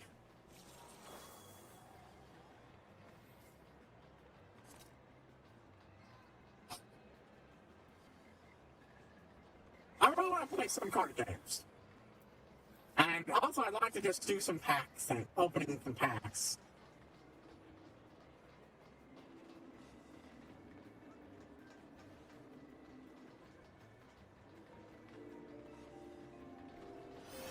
I have had the desire to play a game, card game, reawaken within me recently. I need to look up when that comes out because god dang, oh thank goodness.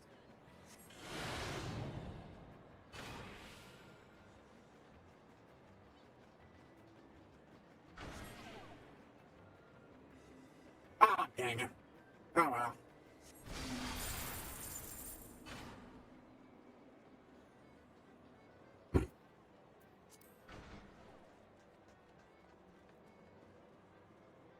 Oh well. When does that come out?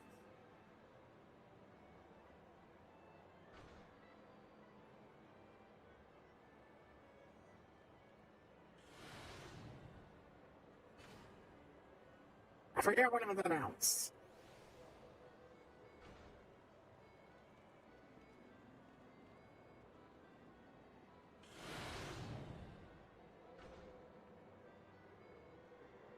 Oh.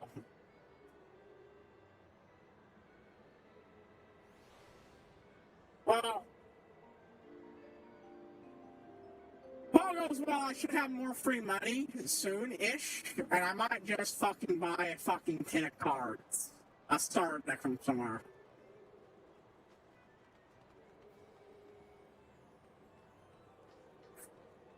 No, I just want to play. You know what? I need to dig out for random memories and just play that offline. God, I can't wait until I'm done with a lot of off-screen grinding events. And I'm through, I do need to play some more offline stuff. Damn, I really need to do at least one offline session with the Iron Warriors before it's done. Because I'm going to be doing that anyways to get weapons up. And I really wish I had watched a video giving some advice about how to do stuff. Because I had some Fusion XP multiplier seals and completely wasted them. You should be powering those weapons up by feeding other sheets of them, and then feeding that fusion weapon as fodder, because it'll get a massive boost.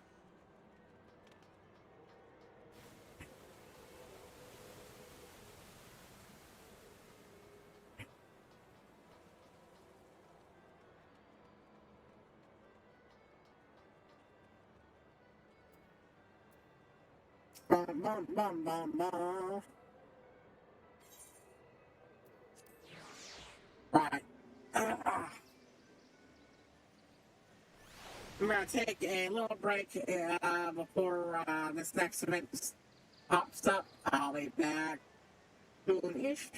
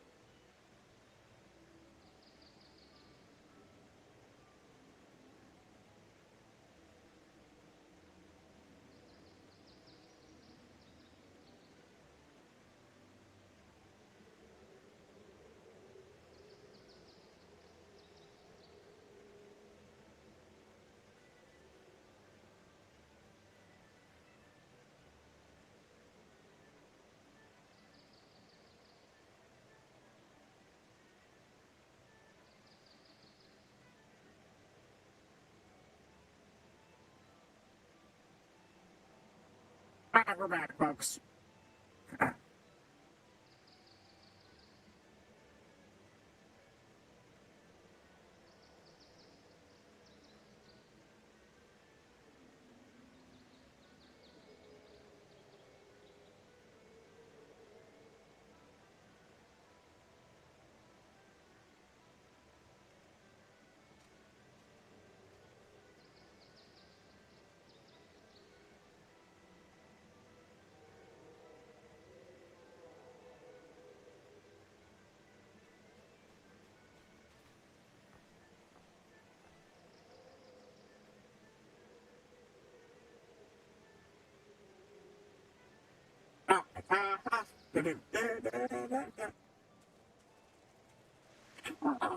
Yeah, just did some stretching and a few other things to reinvigorate me.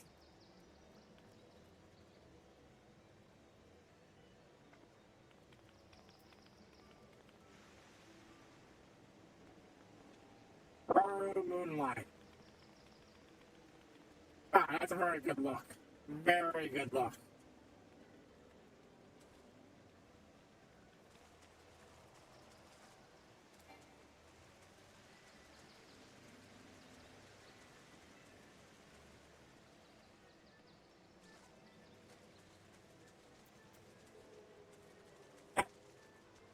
Not wait, finish up with the horrors. My thing too, well, I'm gonna play, remember, is I'm not streaming it. That is an extraordinarily grind-heavy game and is not worth doing. It's also not a very well-made game, but it's the closest thing that I can get to playing Duelist Kingdom style Yu-Gi-Oh! And I just kind of want to play some Yu-Gi-Oh! Some weird Yu-Gi-Oh! At that, so, you know, that.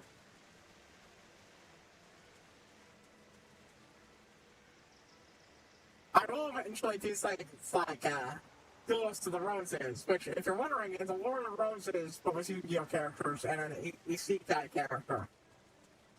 And it also runs partly on that same system, but it's a better made game.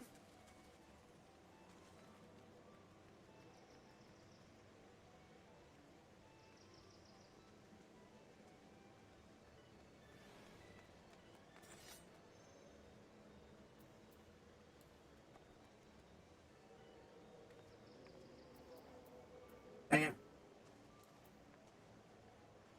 keep forgetting, right click, move station.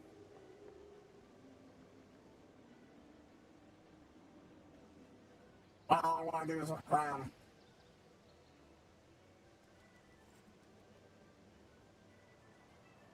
Thanks for just pressing both.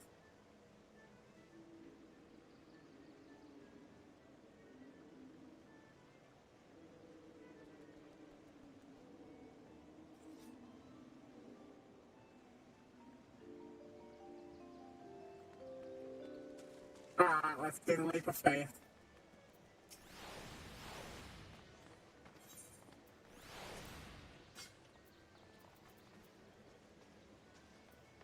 Depending on where we go, I'm going to turn off the names for a bit.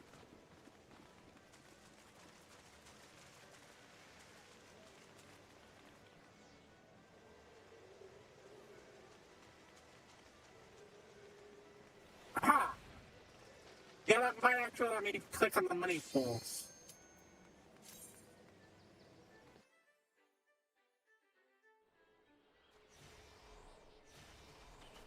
Okay, yeah, I wish I could just lock X and make it a toggle.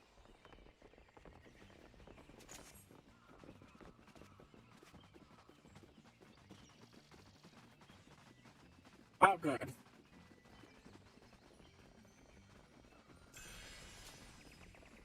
There probably is a way to do that.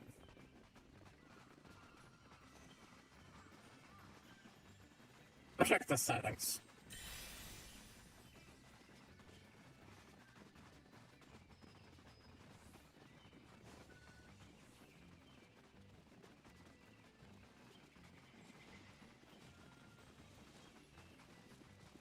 Okay, there is something up there.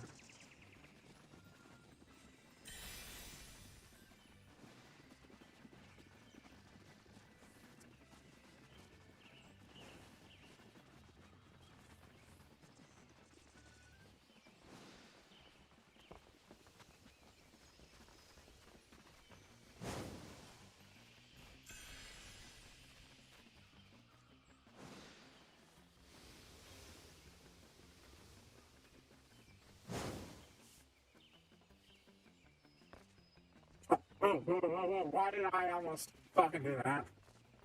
Oh.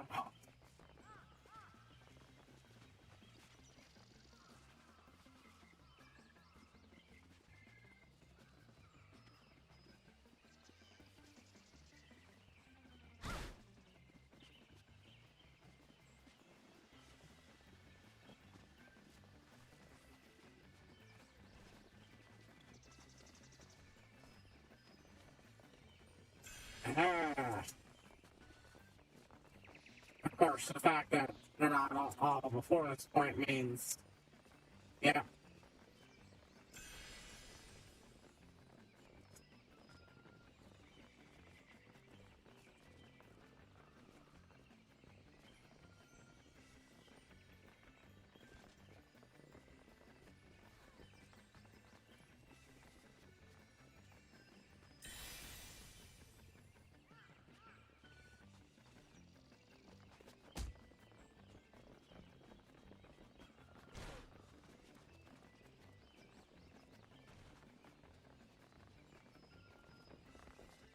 Damn it.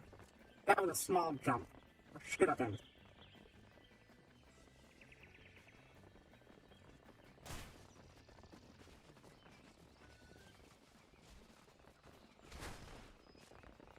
Fuck you!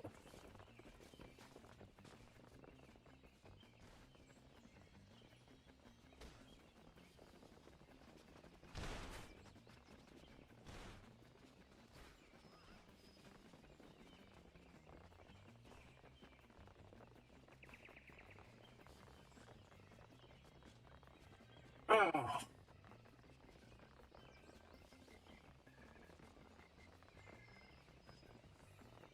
Yeah, the safest thing to do is just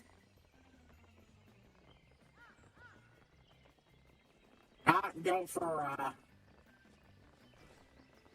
God, okay, I do not like the brief bit down. That's a new one, and I don't like it. Ugh.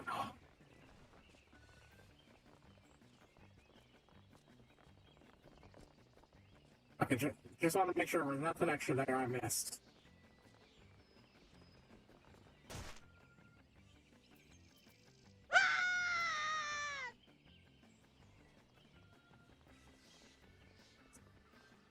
Ah.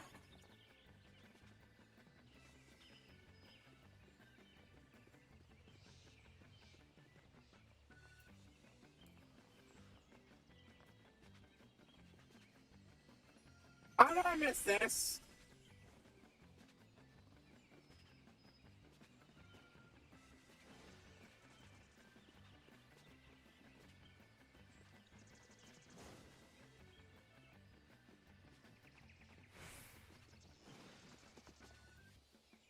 God damn it.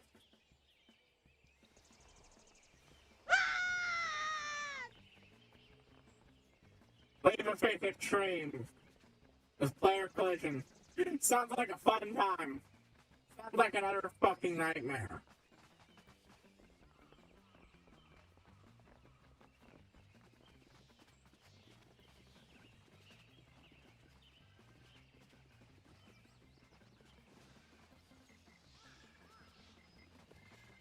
Oh.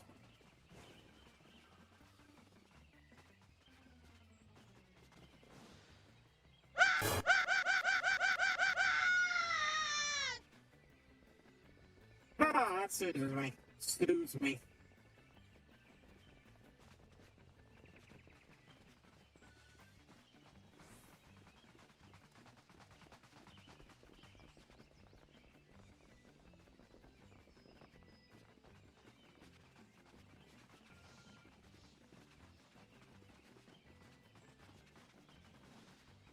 I have my old Yu-Gi-Oh deck somewhere around here. I'm not giving it that one up, no matter what.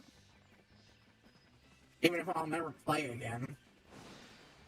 The nice memory of having the deck.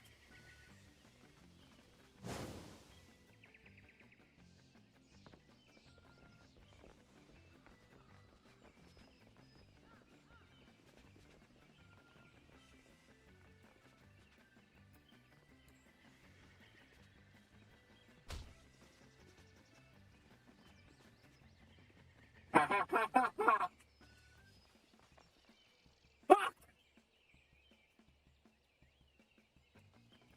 speed absolutely increases your momentum.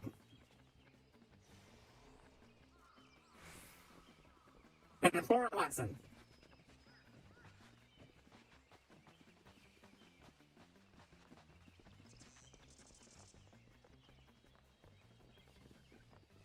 As long as I can get back there in time. Without any more falling, I have a chance.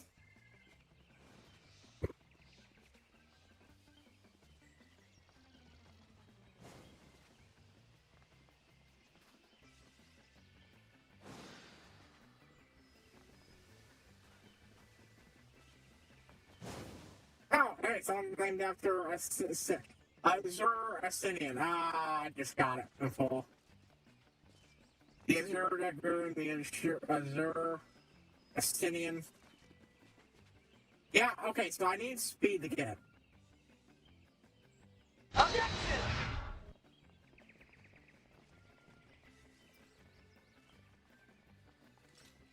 I should have used that during the Deep Canyon stuff. I forgot I had objection. I don't use it very often. I love it. Love all my sounds.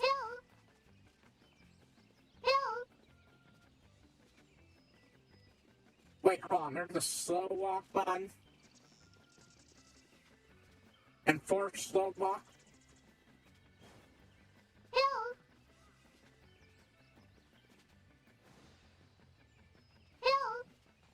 Oh my god.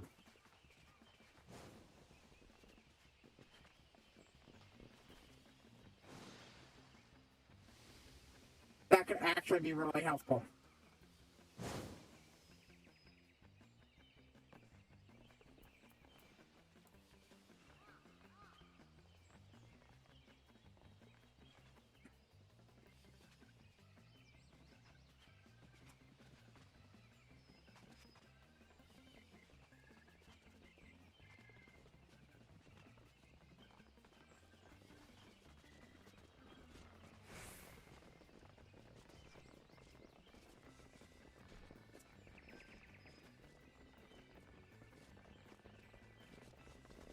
No. I might be able to get the gold. And frankly, the choice between the last bronze and the last gold, I will do.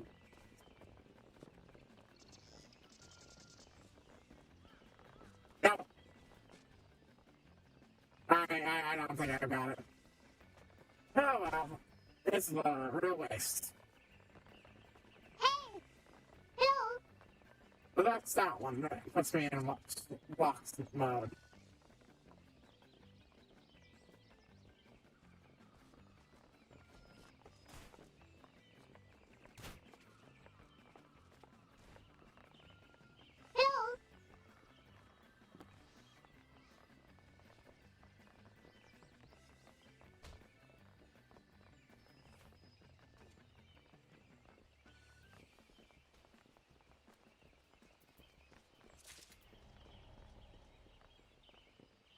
Yeah, gate failed.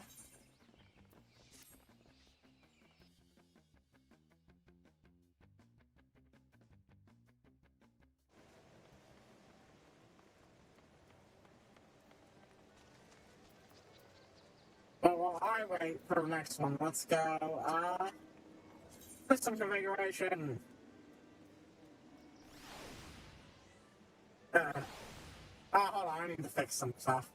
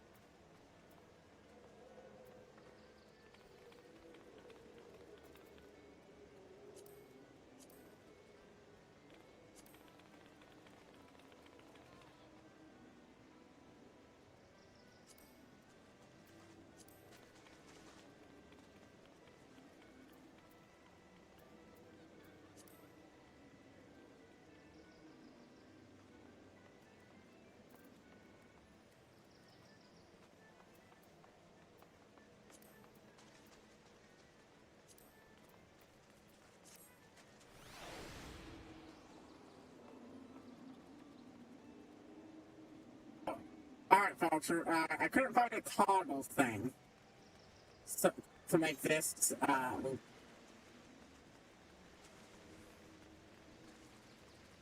stay. I like to just be able to press this however the fuck I want.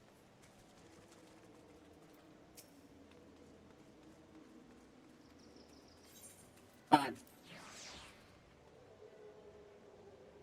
I did change a few things that, the most importantly, I actually forgot one of them, but I thought it would be helpful. The biggest thing I changed was when I do dungeons, now people's names are color-coded by what role they are. It's a very tiny quality of life feature, but I'm very happy with doing it.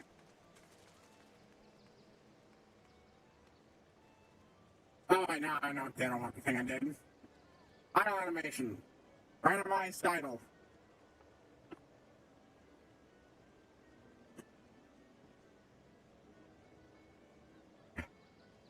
Yeah.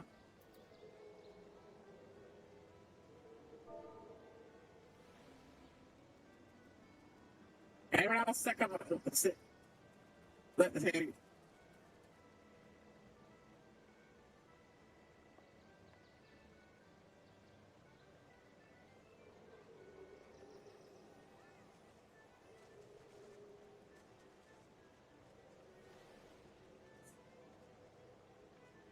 Air Force is the best. All we had to do was follow the damn train, CJ.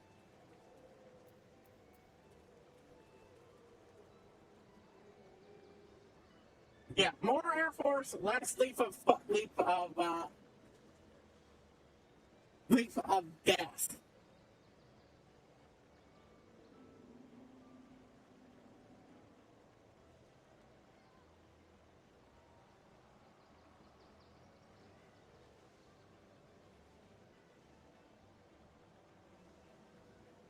At least the one that runs that 0 is the easiest.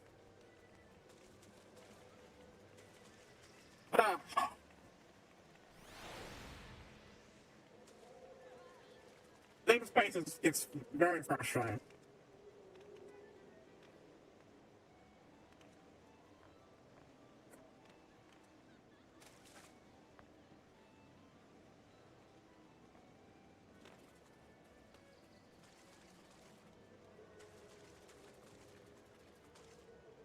People have blamed the whole play dead thing, but this one, it's an option to play dead on their face.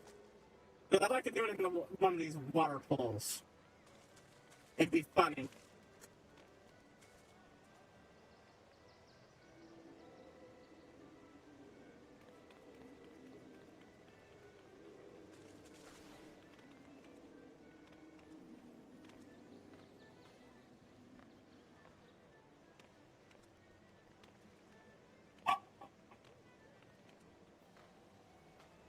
Yeah. I just, on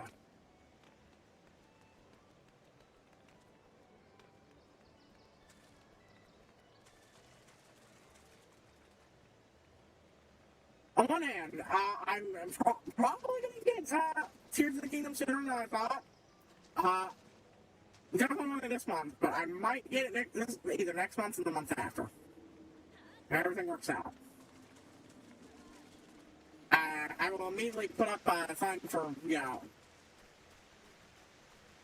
the stuff I want to get next, which I think will be RAM upgrade. My RAM is okay, but better RAM would help to run this better and would let me better handle various things. I got 16 gigabytes. That works well most of the time, but I want to do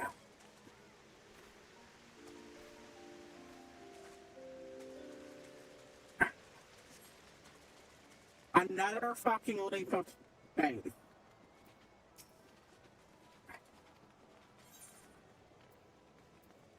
Yeah, at least this is the easiest, apparently. I go from a leap of faith to a leap of faith. That is probably the worst fucking one.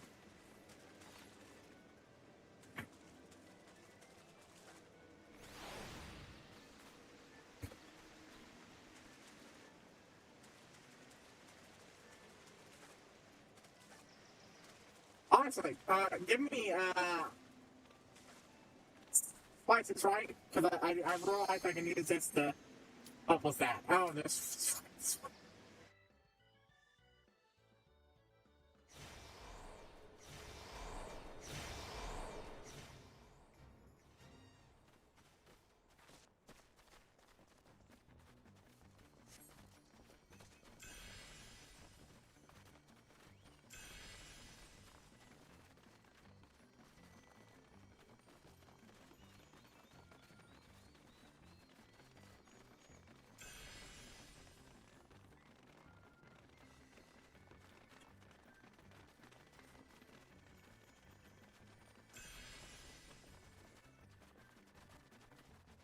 Someone ended up plummeting there.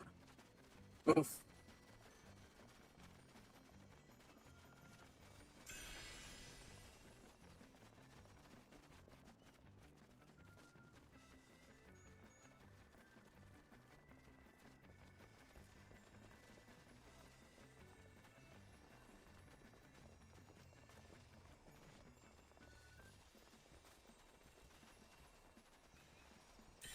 Oh, I was caught just on the edge. Oh, there we go.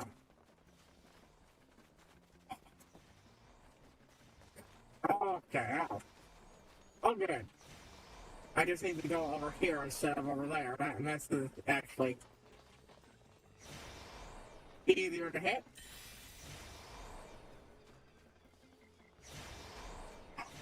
But I fell off in it. In my damn.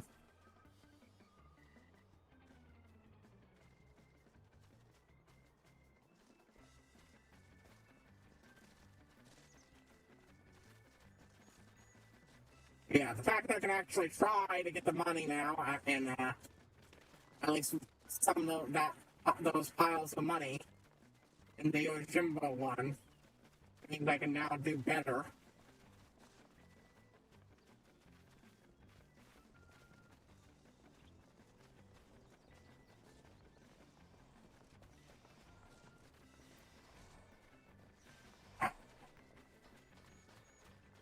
The good news is, I don't have to bother with.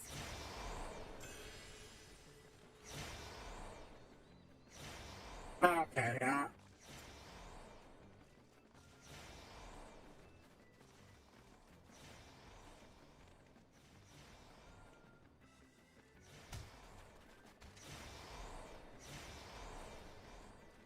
I missed, but that shouldn't matter too much. It's a safe ball.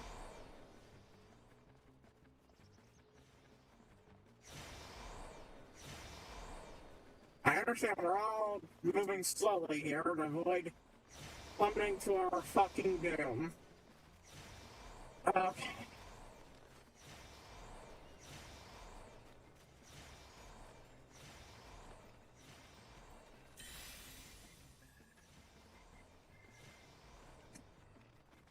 Ah.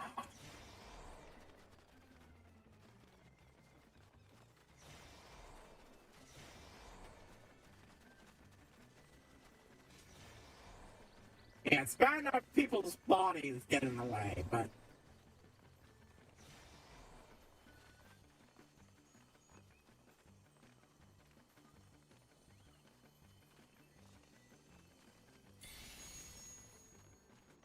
no, no, no! Well, actually, it's not the worst thing ever. I can just.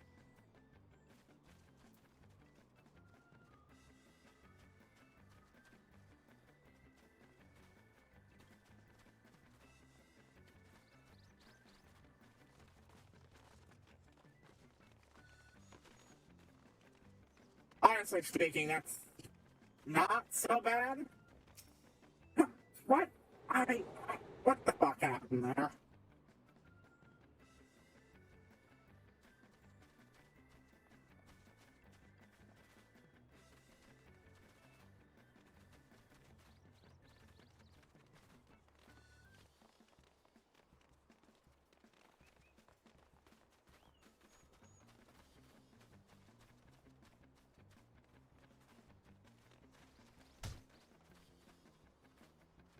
I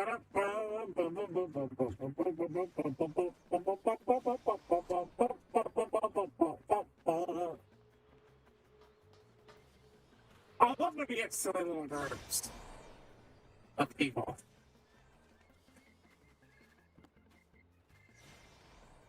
Someone, ending up in a group with people, well, first of all, imitating Project Moon in general, but in Pacific.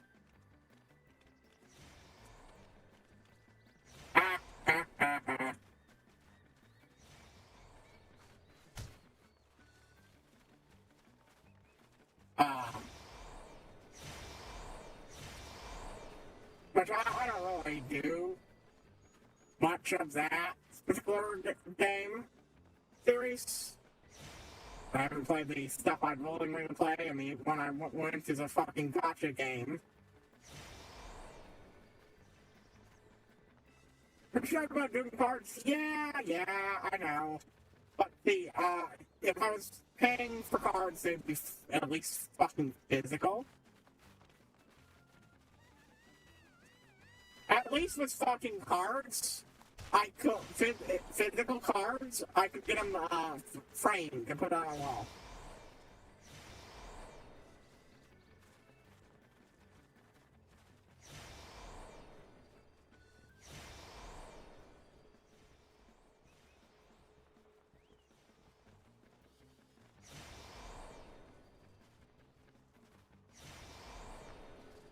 Oh my fucking god. Am I just going to screw this up near the end? It feels like I'm going to do that.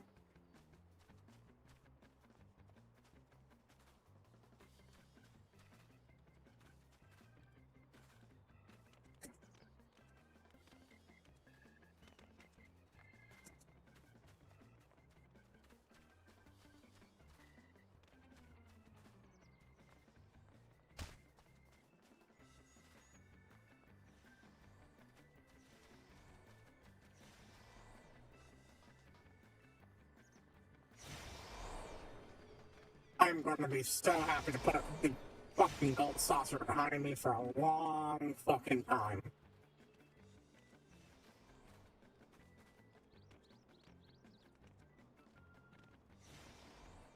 But, yeah. Ishmael and Ahab and all that looking for Moby Dick. And, well, one person, did a whale emote. Fuck yes!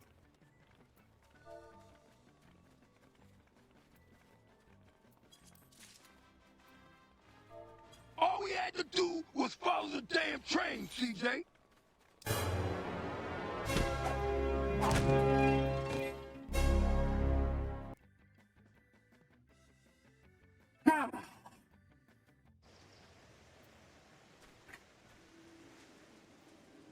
Or not a whale emote, but a whale, a text whale in the chat.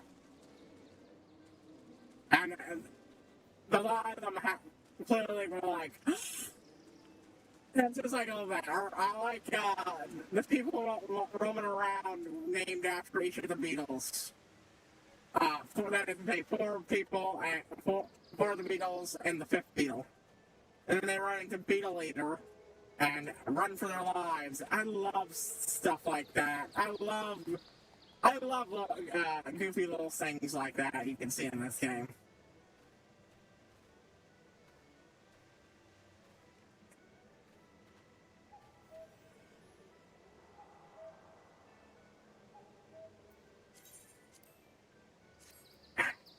$67. So, sorry break. Right, I'm going. No.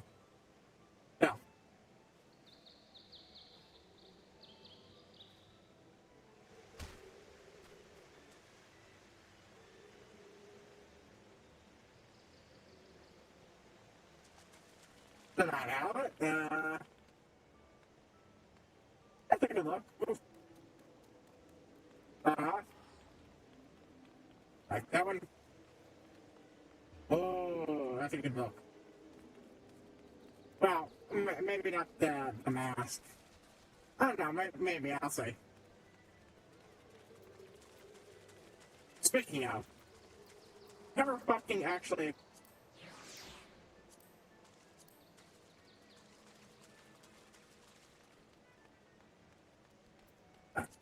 Did I put the horns away? I feel like I put the horns away.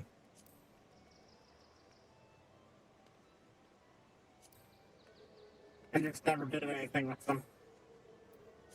Oh no, wait, they're in here, aren't they?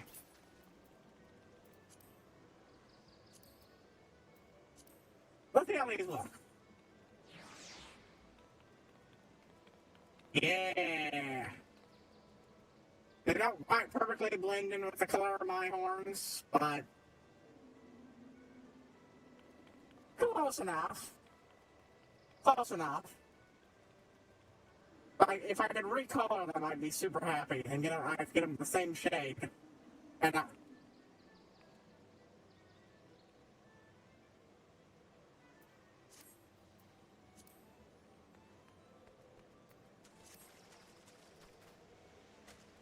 it'd be perfect.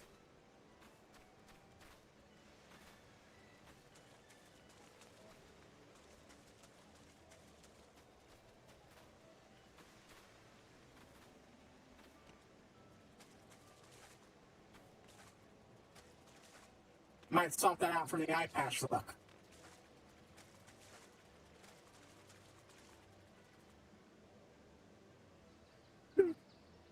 That's a nice look there. Oh! A nice touch to the monocle. Excellent. Excellent goof look.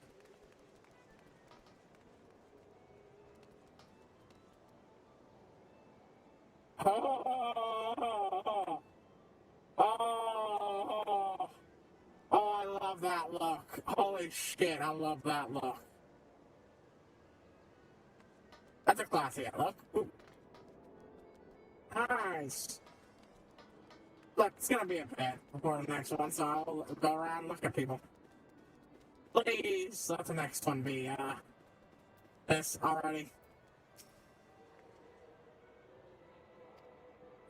Yes! Oh, I just figured out how to fucking click on the money. It's a risky movie, yes.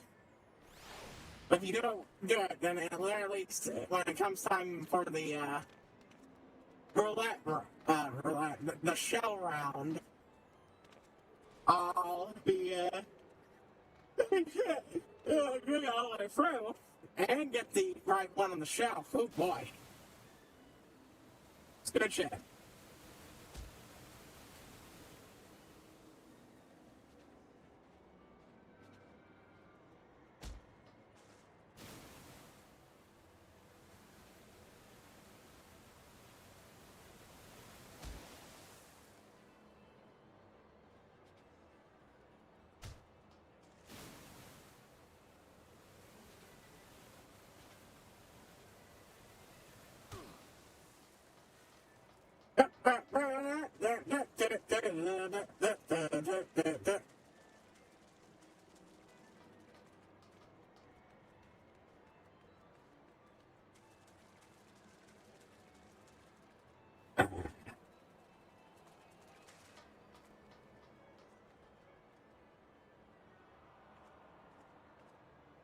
Still a few more minutes.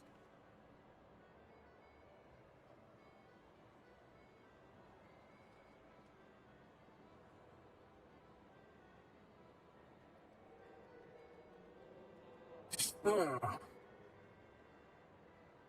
Bum bum bum bum bum bum bum bum bum bum bum bum bum.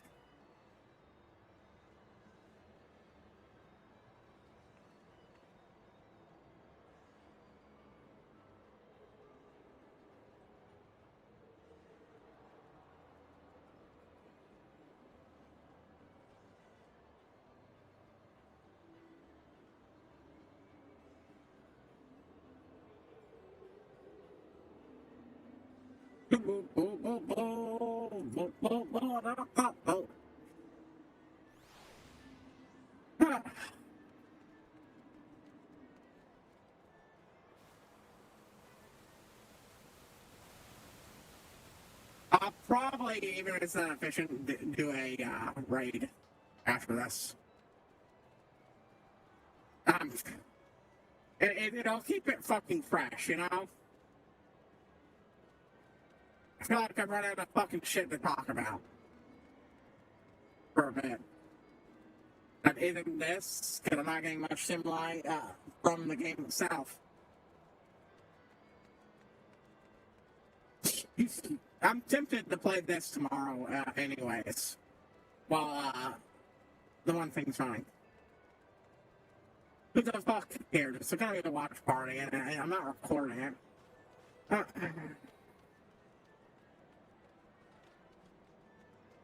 If all I'm doing, is to do, you know, what was the equivalent of off-screen grinding.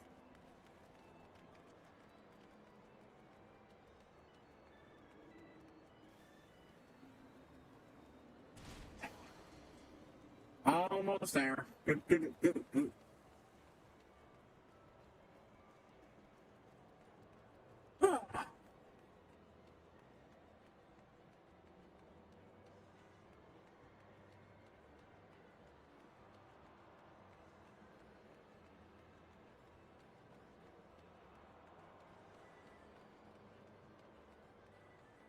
Once I watch that one thing I want to watch, I'm definitely going to be binging the rest of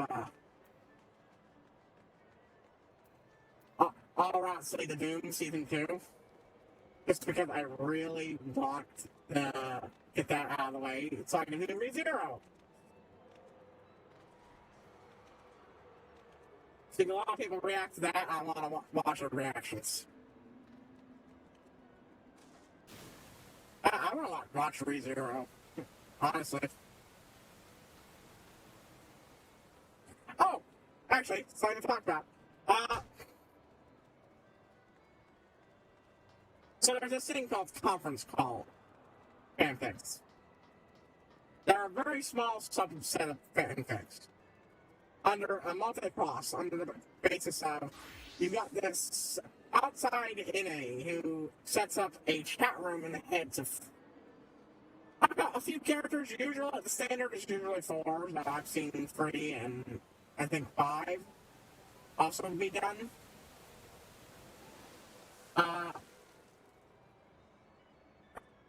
Usually fitting a theme of some sort.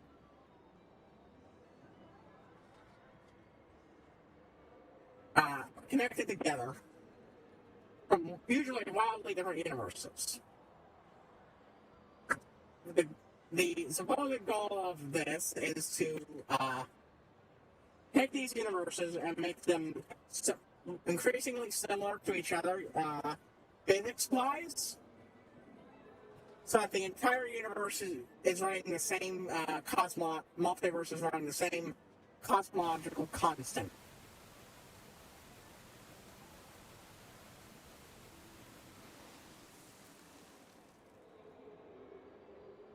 It's manifests at first as just people, you know, just being able to chat with each other. Which is very rare if you're in a setting that doesn't have chat rooms. Let alone one in your head.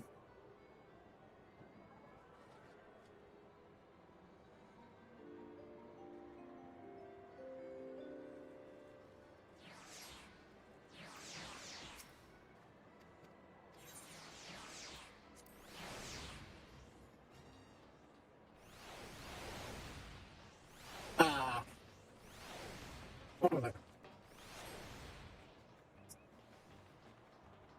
Later on, the ability to share abilities and such and power. Send over items. And one thing they like to do is also the ability to send over great duplicates of yourself that can exist temporarily in the inner dimension.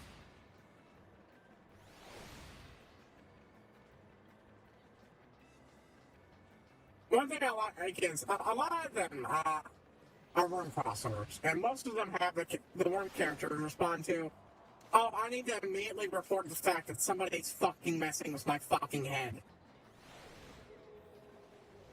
The one that hasn't, Redhead Redemption, is a piece of shit asshole who's, living in a room and basically won't leave until shit ever, because come the end of the series, she dies in there during the apocalyptic event.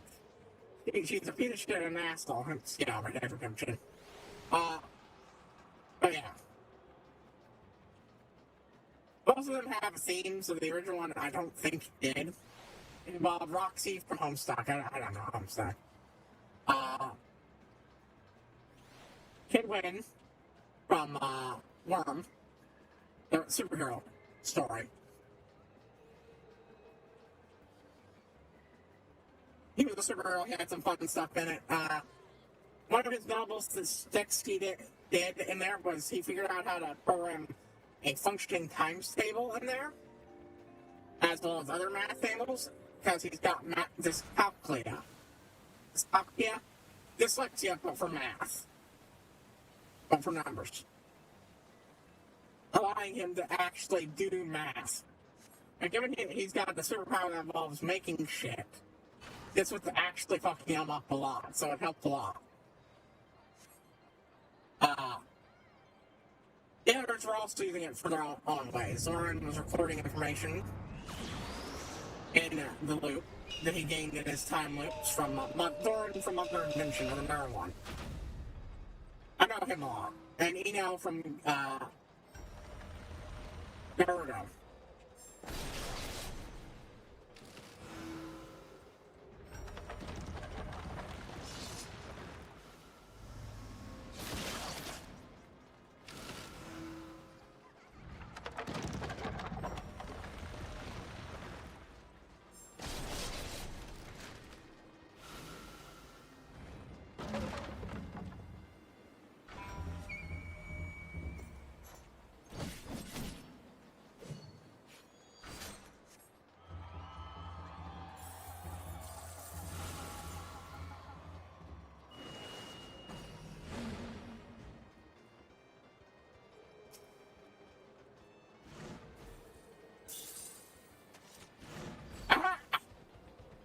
I did it!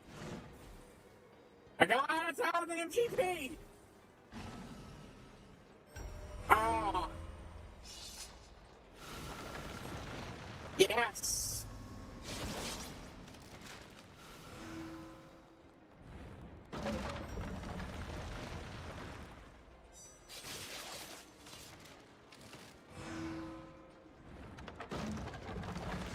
Oh, that one could have gone bad.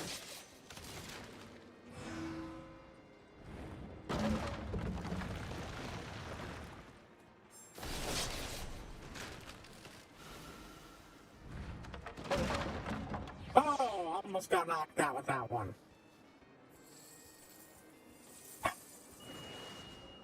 Alright. Force out in it.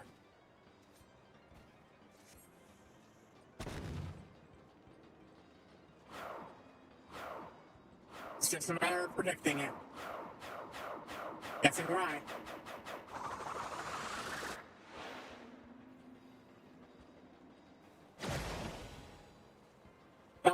Don't let it be a dog. I don't think anybody goes on that one, so. Damn. But I got free. Okay. Still a lot better. I still didn't. That increased how well I did. Oh. Okay. 70. Okay. Anyways. Time to raid.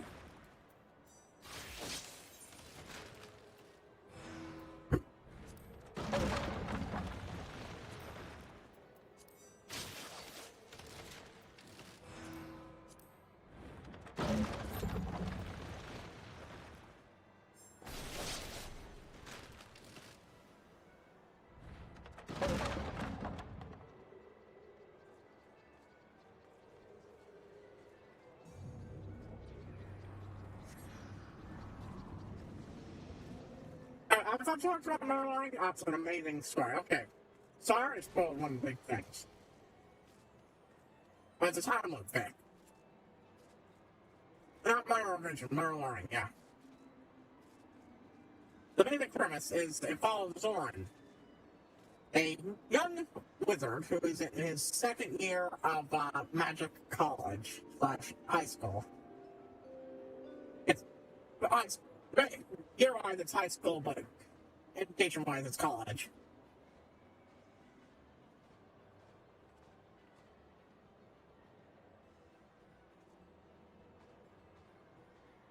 And it's not the point where he can legally cast magic.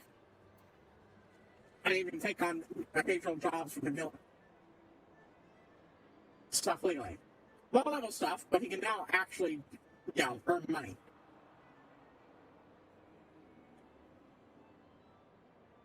Thorin is an extreme antisocial kind of asshole. With good reasons for it. His family is shit, even though he isn't always great at judging shit and understanding. His little sister is annoying. His mother is his mother and father are pieces of shit. His mother is extremely controlling, and his father is extremely, I don't give a shit, you just do what you're supposed to do. And in this case, it's take on the family business. Of course, the reason he's taking on the family business is because oldest brother, who was the perfect son, decide, no, fuck that, I'm gonna go get married to a girl you don't like. The second son turned out to be a fucking idiot, who is, well, as charismatic as the perfect first son, was an idiot who they had to bribe to keep the school to keep him in.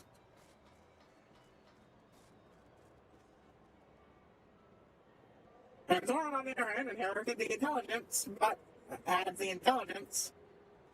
the charisma. And he wants nothing to fucking do with his family. He hates his brother, who's a jackass, who absolutely did mistreat him. He hates his other brother because he's a jackass who absolutely mistreated him. So they are both victims of the oldest brother and his fuckery. And, he just basically wants to quietly move out, and do his own thing. That's where it's like plans. But while he's going to the school and learning stuff, he noticed something odd. The class clown is certainly the most competent and mystically potent person in school. Very fucking weird. And then, of course, he hears the guy talking about being a time traveler while seducing some girls in class. They're like, ooh, and ah, and yeah, it's just that. Aha.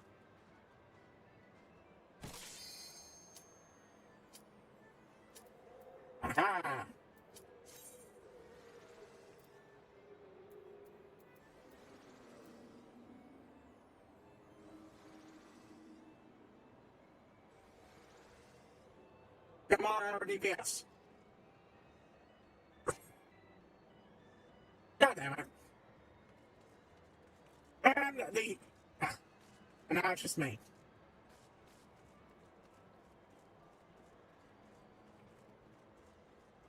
Anyways,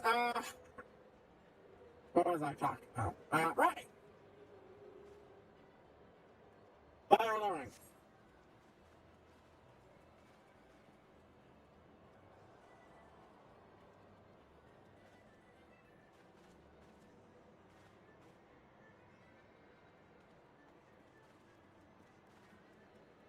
Our boy Zorn. So, mostly Zorn keeps it up despite this very odd mystery.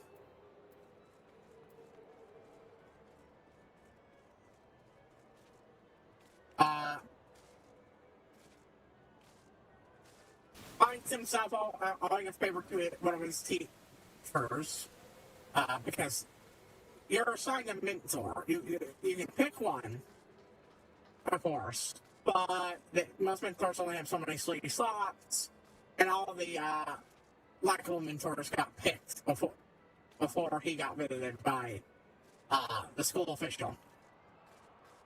He gets stuck with the grumpy asshole who keeps assigning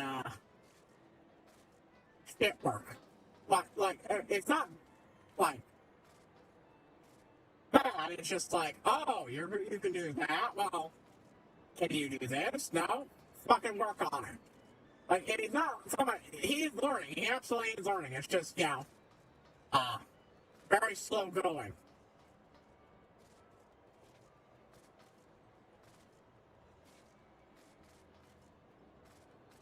Anyways, he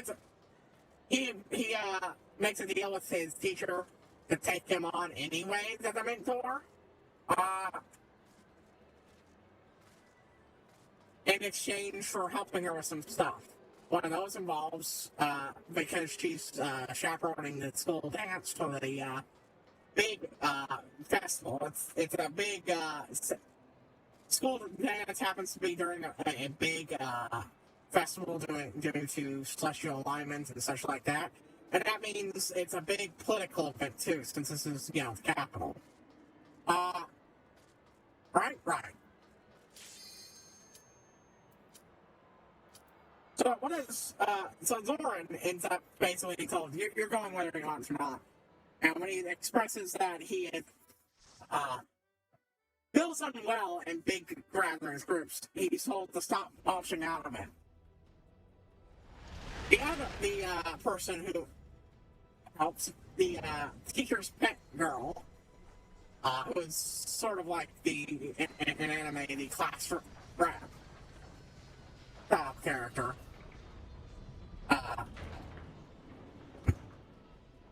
is also going, and they end up going together. He thinks it's just a matter of practicality because she doesn't have All we anyone had else to to go to. do was follow the damn train, CJ. All we had to do was follow the damn train, CJ. He's wrong. She's actually gonna sing for him. And when he says the wrong thing while at the dance, she runs away crying. Because he's a fuck up like that. Also, we learned that his older brother used a spell that's meant to help people learn to dance, but used in a very unpleasant way on his little brother.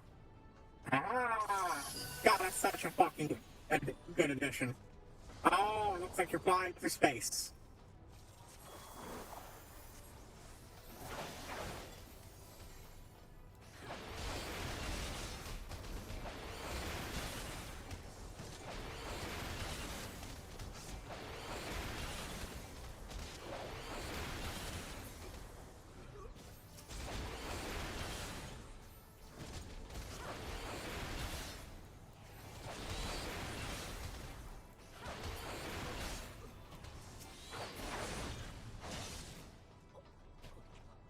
I can clearly make out who's the healer, who's the tank, and everything. Just on a glance. Bill color coding.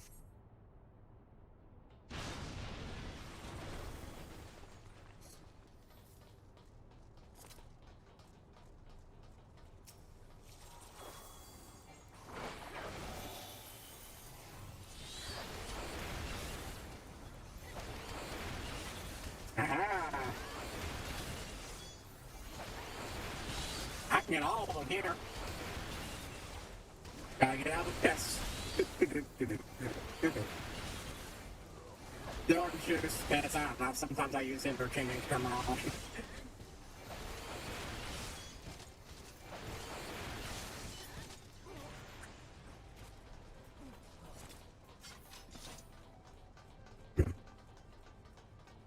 Anyways, yeah. Good old astrologians. That'll be a fun one to do eventually. Okay, now I get it.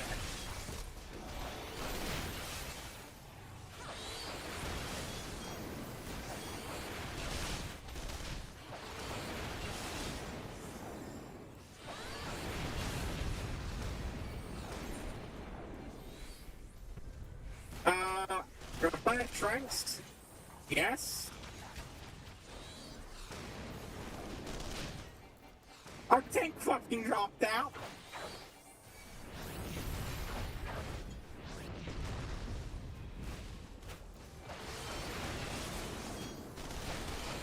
I've never had to press that before to do this. Adding members. Those left your unit card, you'll find locate your unit card in the add member, huh?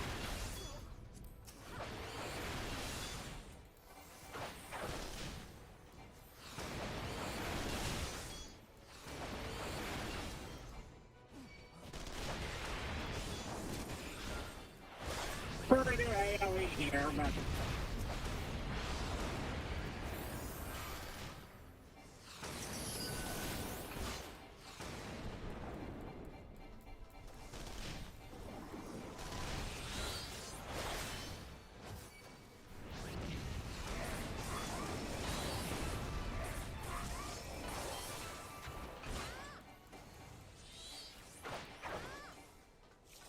Oh, good. Thanks here. God, okay, I can go back to fucking much more efficiently.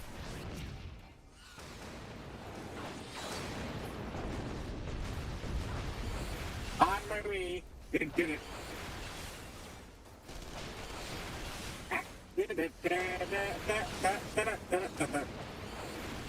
Right. Anyways, boom, boom, the fireworks turns into cannon blast. Uh-oh, and there's an invasion. So he's on the shit. He tries to help track down the girl. He may cry and run out into the city. Ends up caught in a fight between the class clown, doing way too good, and an ancient, powerful witch. He actually lets slip the fact that he's very capable of surviving being stuff that would kill most people. So the Lich, having dealt with shit like that before, proceeds to use a spell that's designed to rip his soul apart. Thorin gets shot at, and boom. Thorin wakes up in bed, dying. At the moment he usually does. A few short loops where Thorin is doing well, and he eventually recovers enough between loops, because it's the damage that lasted between loops and took between loops to recover, because it was soul based.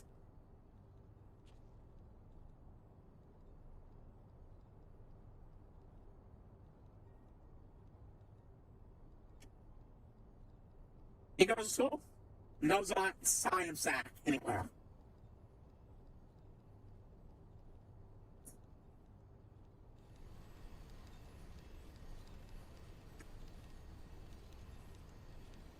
It's,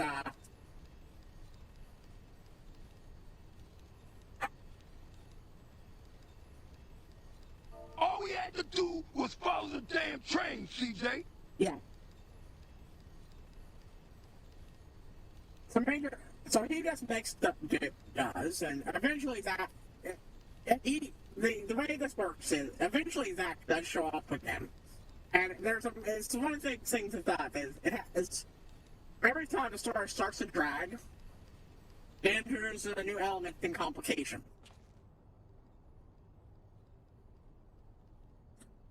Thorin has to start acting in a way that put off Zack's suspicions while he's doing things. Thorin's forced in a situation where he has to work with Zack. And so a time limit to the loops is introduced. And finally, they escape.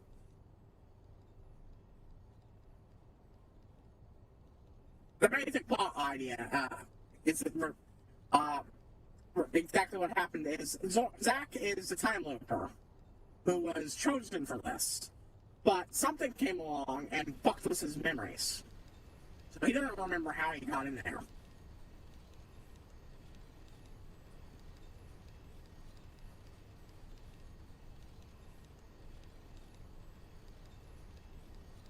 And there was a third looper. Someone else who also wasn't supposed to be looping.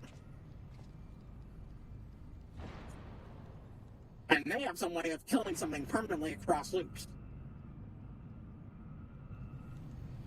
And then they disappear. And it takes a long while to figure out he has disappeared. It's all very good intrigue stuff. I'm not going to go into any more detail. I'm over the big stuff. Just one of the early things. Turns out the reason that Lauren's got trouble with big groups, he's psychic.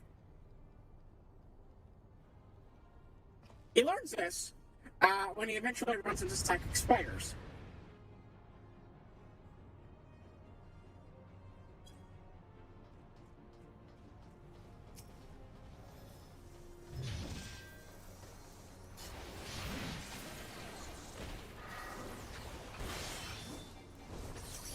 It's actually a major plot point that the psychic spiders don't consider anyone psychic a person.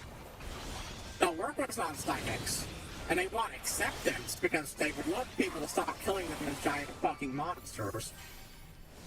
But they're giant psychic spiders.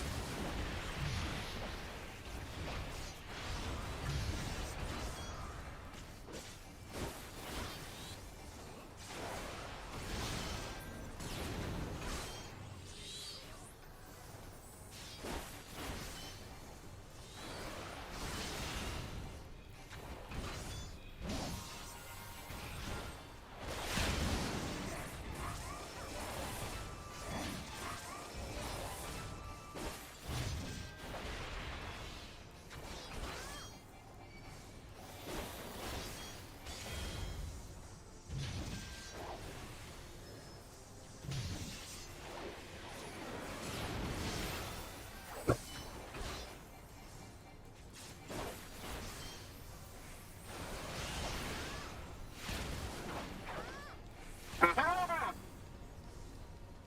I finally managed to use evasion well.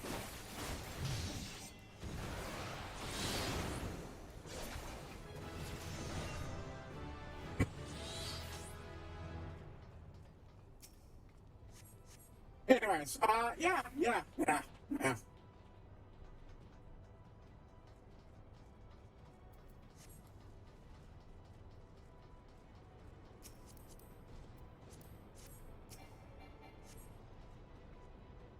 Don't give me that. I'm not too far away from this shit. Can't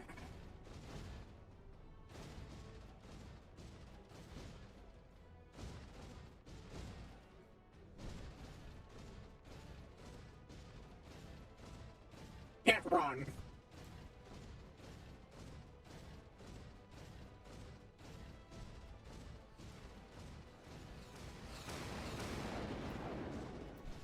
Let's see, exactly. I mean, obviously a DPS of some kind.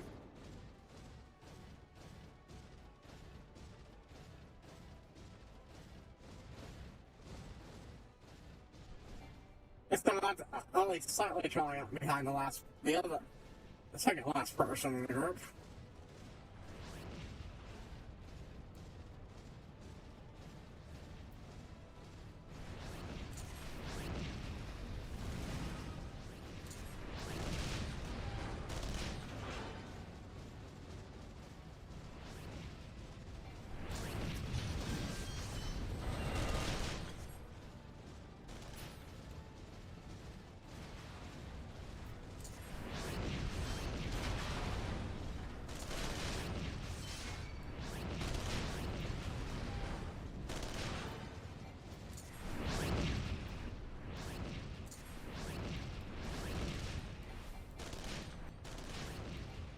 There we go. But yeah. And through a lot of discussions, Zach and Zoran formed the same alliance with the spiders to get tutoring and such. Yeah, the reason why he did another one is he's empathetic. I mentioned which he's very went on, but basically empathy is just a manifestation of being a natural human telepath. And but in his case, it mostly meant he was he could feel everybody's minds pressing against his own, and that made him fucking sick. Uh,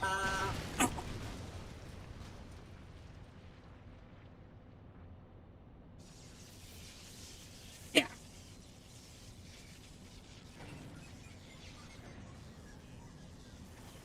But it's a very interesting story where, you know, a bunch of stuff happens. Like, one of the big things,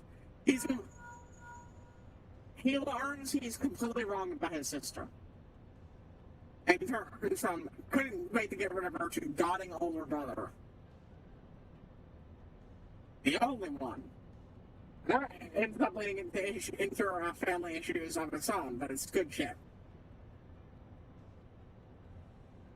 That's about all I'll say more. But a lot of interesting things happen.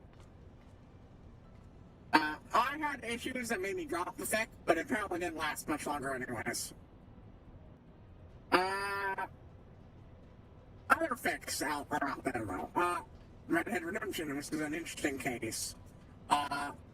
It involves Kyoko Sakura from Madoka Magica. All we had to do was follow the damn train, CJ.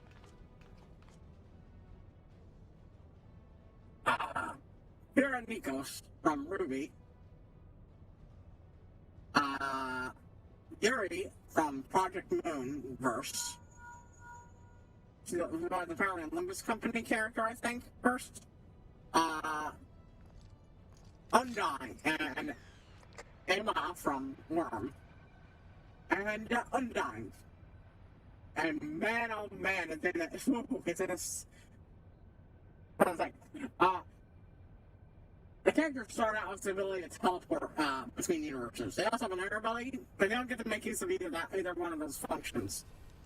Because, literally the first thing that happens is Undyne challenges Kyoko, and Kyoko gets into a fucking, fight. Be a smart aleck this. And Kyoko almost manages to fucking kill Undyne.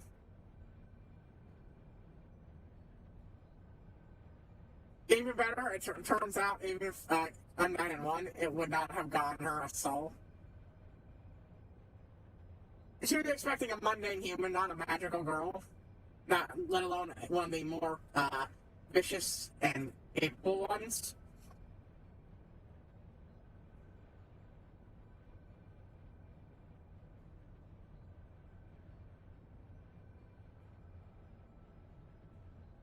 Sorry, Yoko might not be no Mami Tomo or Hamura, but oh boy, she's an experienced and absolute beat her ass. The moderator of it was worried and convinced Yuri to purposely overload the node's resources to force to lock most of the functions. And turn off the self-port.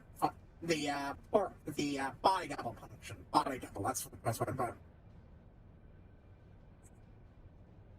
So, things start off a super rocky start, and there's already issues. But there's some great stuff, like, here it goes, as long as she thinks she can mentally withstand it. Talks to all the people cheating without knows with psychic semblances of any kind. And eventually accepts and says, okay, can I leave? Then I was like, I hadn't thought about that. I hadn't thought about anybody actually wanting to say no.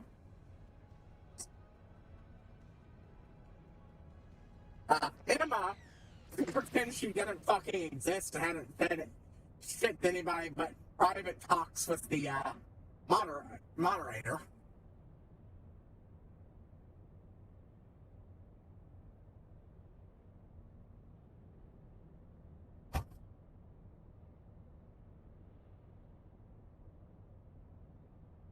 And so that leaves the other four together. Kyoko and Zodan eventually get to a civil thing. But, you got things brewing. Yuri is from there's a point, like, when Yuri talks about her job and how she's got to exterminate a mouth bomb. What she actually means is she's going to exterminate a family who have moved into a place no one's using. Just murder them because she was paid to.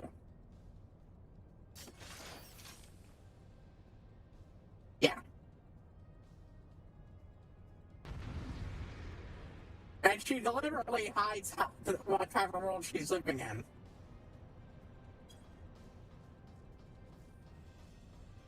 Because she's smart enough to figure out that most of these people here are more heroically inclined, even a guy who wants to kill somebody.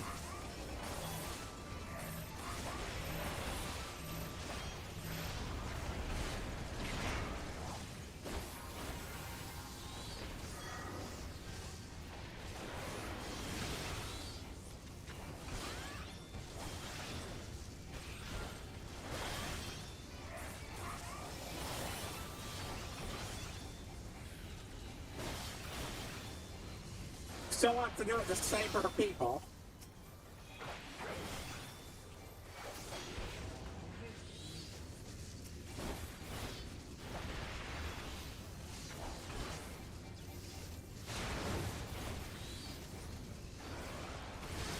Okay, I'm not remembering how I should clarify.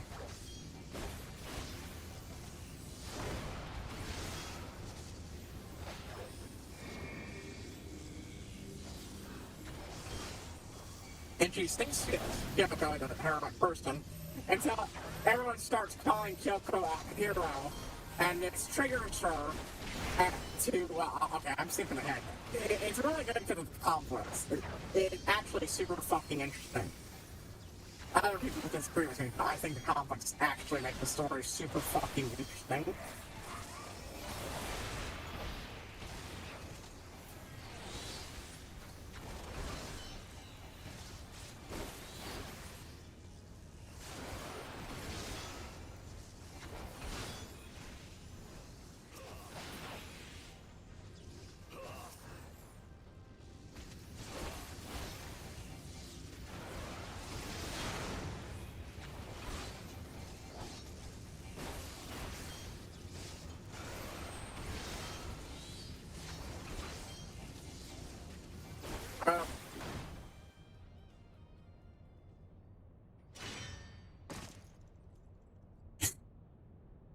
Kyoko interested in any potential things that she could get out of this to make herself better.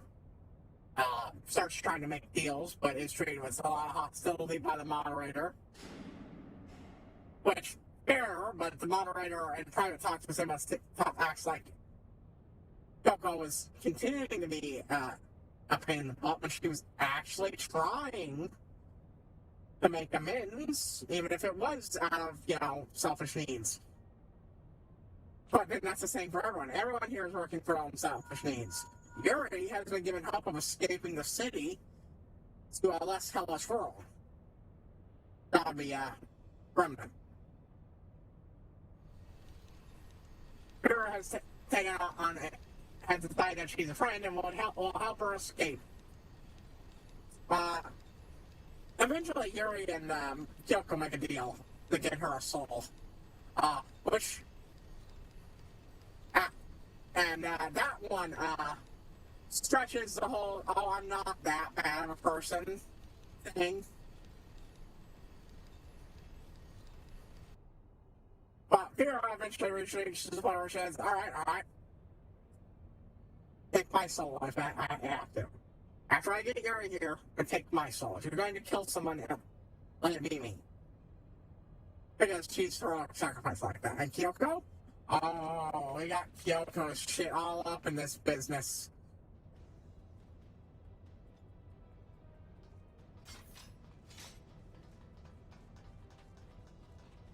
Kyoko! How do I put this? Okay, so basically there was a debate over what merits a hero. Kyoko is very firm she's not. Vera was extremely insistent that because she fights to protect people, she must be a hero. And eventually, Kyoko snaps after they repeatedly smash their fists into her trigger buns. And she goes, I'm not a hero, you know what? I'm going to show you. There's a girl who's been muscling in my territory. Normally, I just beat the shit out of her until she scare off. But not feeling particularly merciful tonight. So I think I'm just gonna kill her.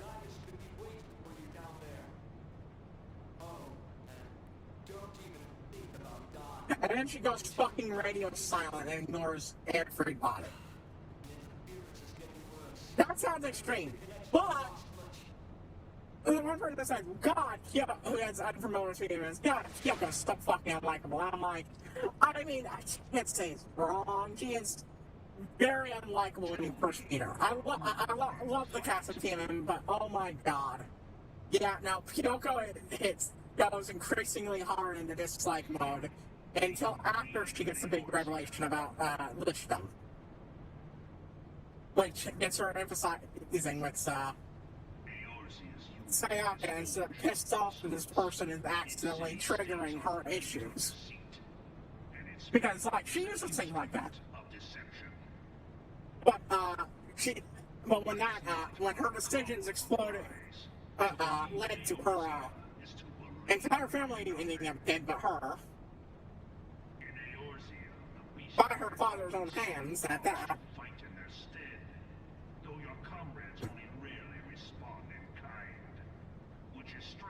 it broke her. Are the 12 otherwise engaged?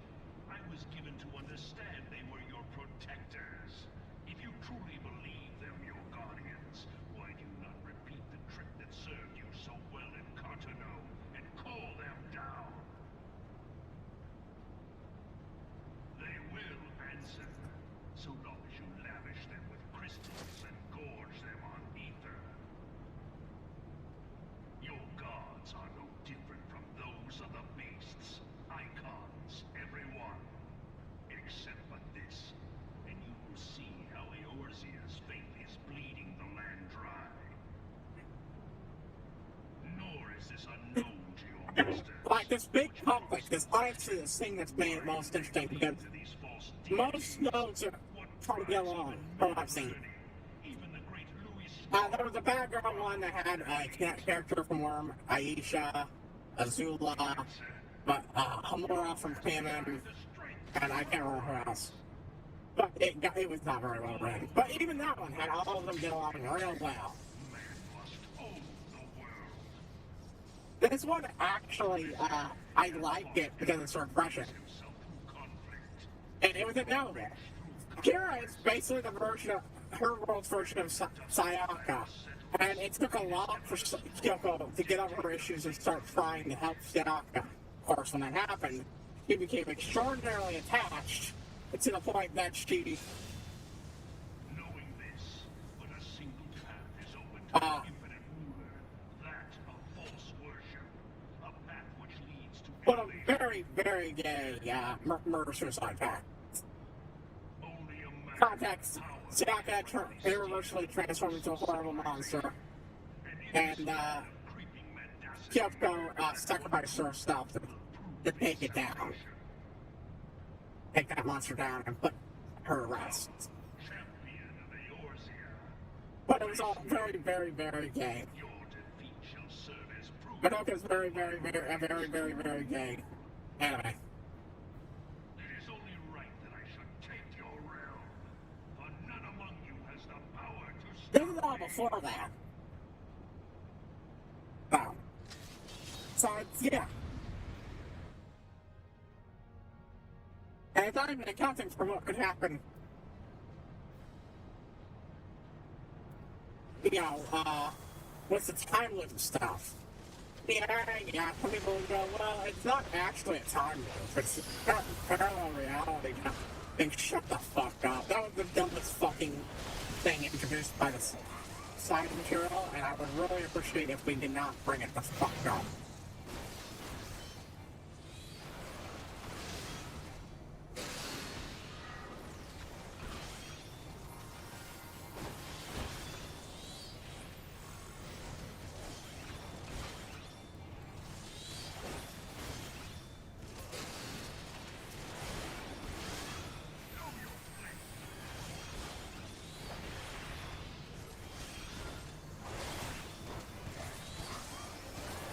Let's get that bleed back, eh?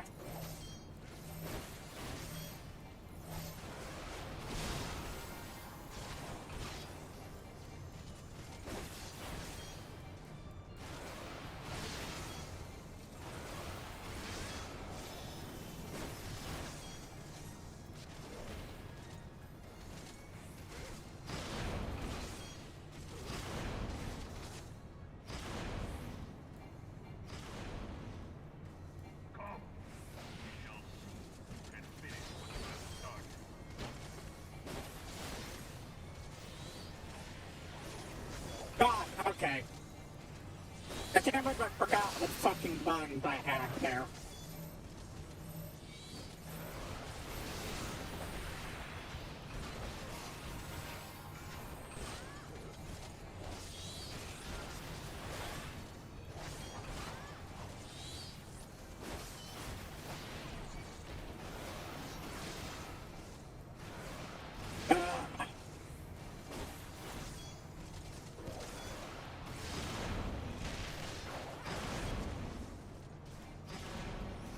I think what it's going to happen at some point is I'm gonna, when I, finish the, 2.x stuff, I'm gonna put this game on break for a bit.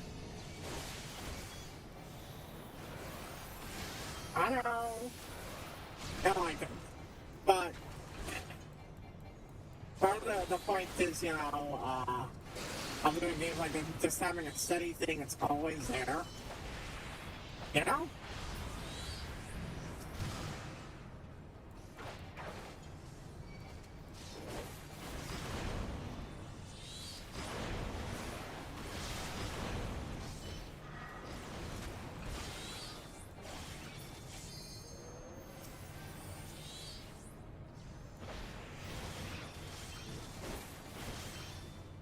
There we go.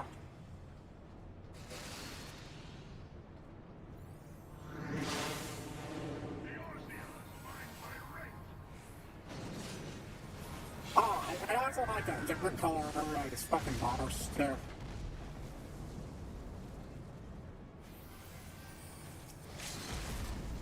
Yeah, well, it's now my turn.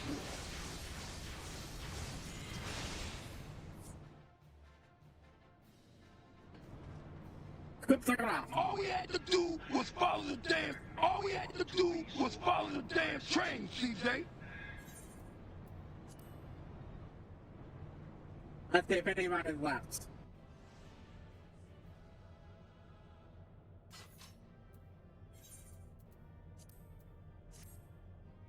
Just my fellow DPS then.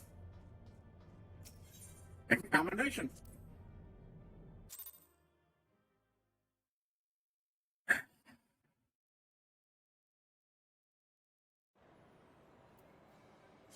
There we go. 77.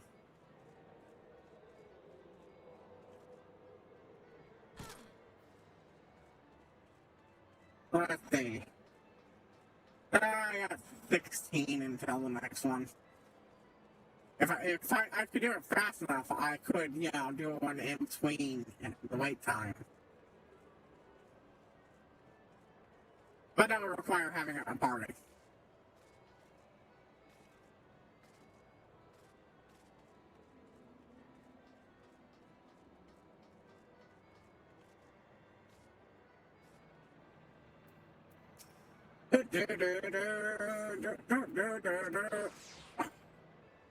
But I really don't get enough routine viewers for that. Oh, shit. I can still join. Oh, that's lucky. But also, I'd like to get, you know, use that time to get through some other stuff quicker, and maybe, you know, start an RPG and dedicate the entire week to it. For a bit. RPGs are big. Well.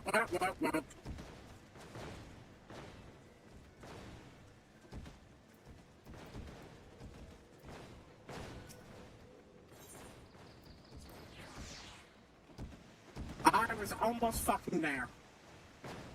I was like, wait, no shit.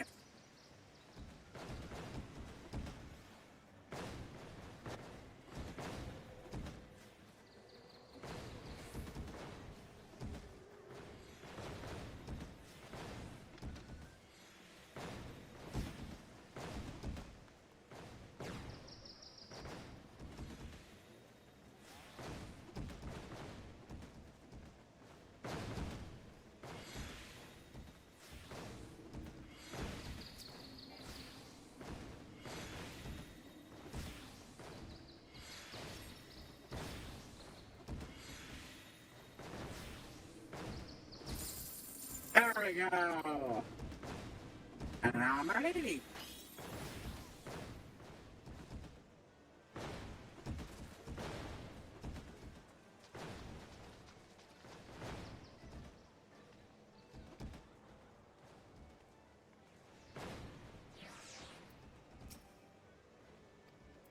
I could bring it back for any event stuff, but otherwise,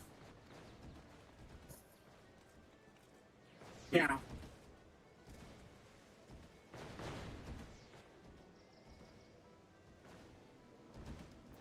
And mostly just, 2 or 3 weeks of just us and RPG.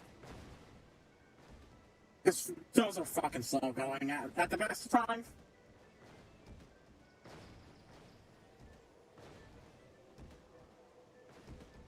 And not having...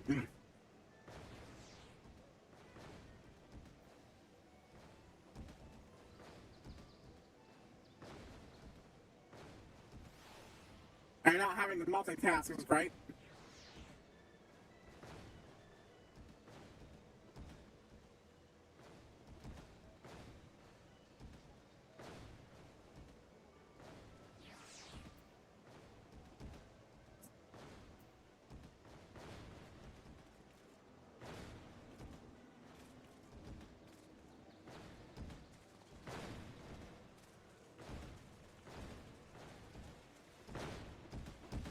And ML is a heavy time investment, so... All the RPGs. I'd really want to do Tales of Symphonia 2 at some point, you know? I want to do lots of RPGs, but... And honestly, I'd like to split my time between them and another game that isn't an RPG. So, yeah, I'm taking a break from this for a few weeks.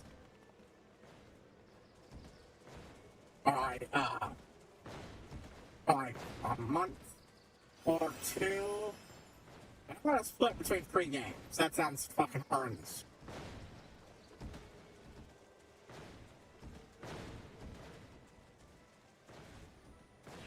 Not unless I, of course, increase the amount of strength. Which... No. Maybe temporary. Maybe it's a temporary thing. I'll think about it. I would make it permanent. I would not do 6 days a week. That would give me no time to rest on my own for shit.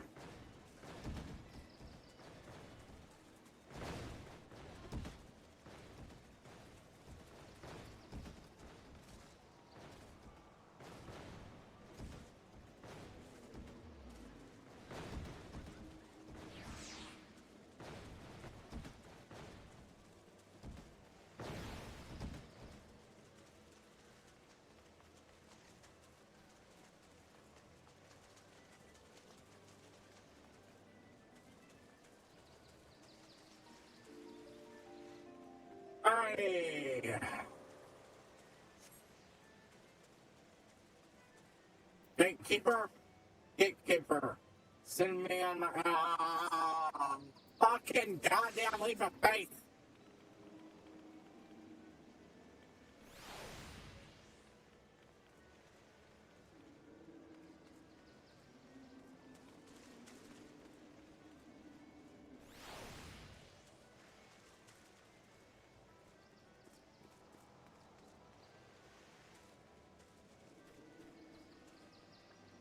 Alright, anyways,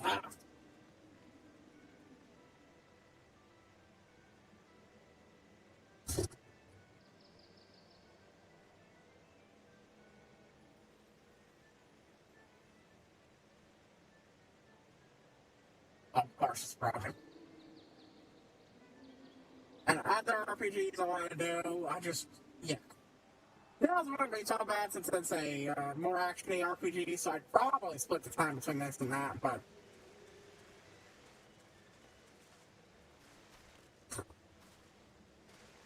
Honestly, this kind of destroys my... It's something I didn't think about until now, but it kind of undermines my way of handling RPGs. Which is dedicate most time to that and then have something else to cleanse the palate. So, I don't know, maybe I will take a month sabbatical every time I clear out this thing and go do something else. I want to do inventory content. I do, but I also want to do other things down there. Extra time would allow me to do stuff, so I'll have to think about, temporary extra streams as well. But we'll see.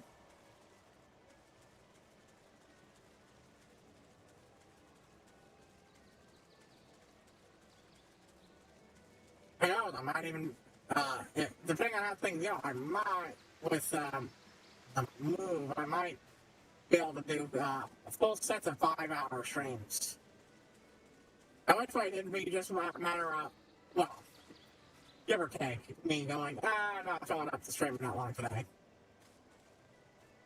Because a lot of things I wouldn't mind for doing 5 hours. Other times there'd be just a game like Doom 1, which was, I only really felt like doing an episode a day. It was not, I enjoyed it, but the way, well, frankly speaking, I think I sure want to play Doom 2016.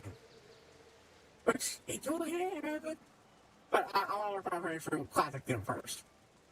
And Doom 3. Which honestly still does look fun, even if it's a very different game, so. RPGs. Not to fucking mention the day when I started up fucking Fallout. And that's happening.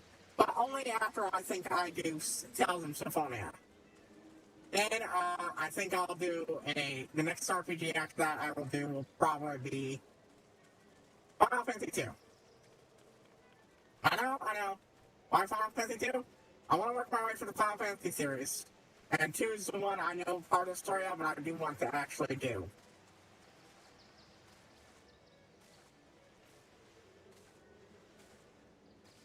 Plus, I actually like the gameplay of 2.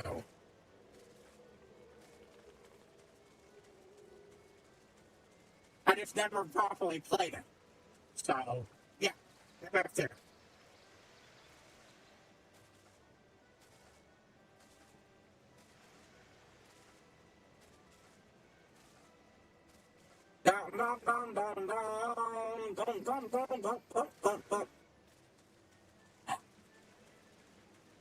And then finally, Fallout 3. The way I think I'm handling it is I'm going to do Fallout 3 on its own, then I'm going to do a Fallout Tales of Two Wastelands with the other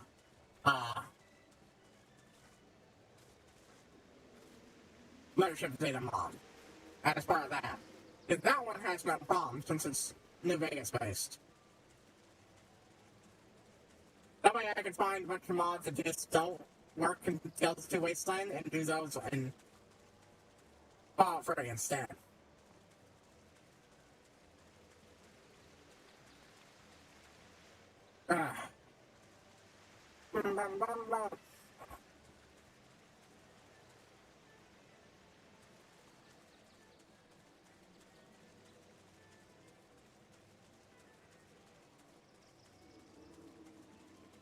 As it is, I'm already doing this 2 days a week, so that's a temporary thing. Once I do work my way for the has-been show as watch parties, I'm putting the reaction stuff to bed for a bit. I probably will bring it back for other stuff that I want to watch on Amazon.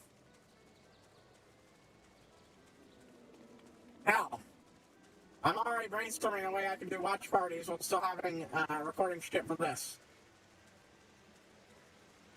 So that would probably make an inferior watch, honestly. It'd really only be good for grinding streams like this.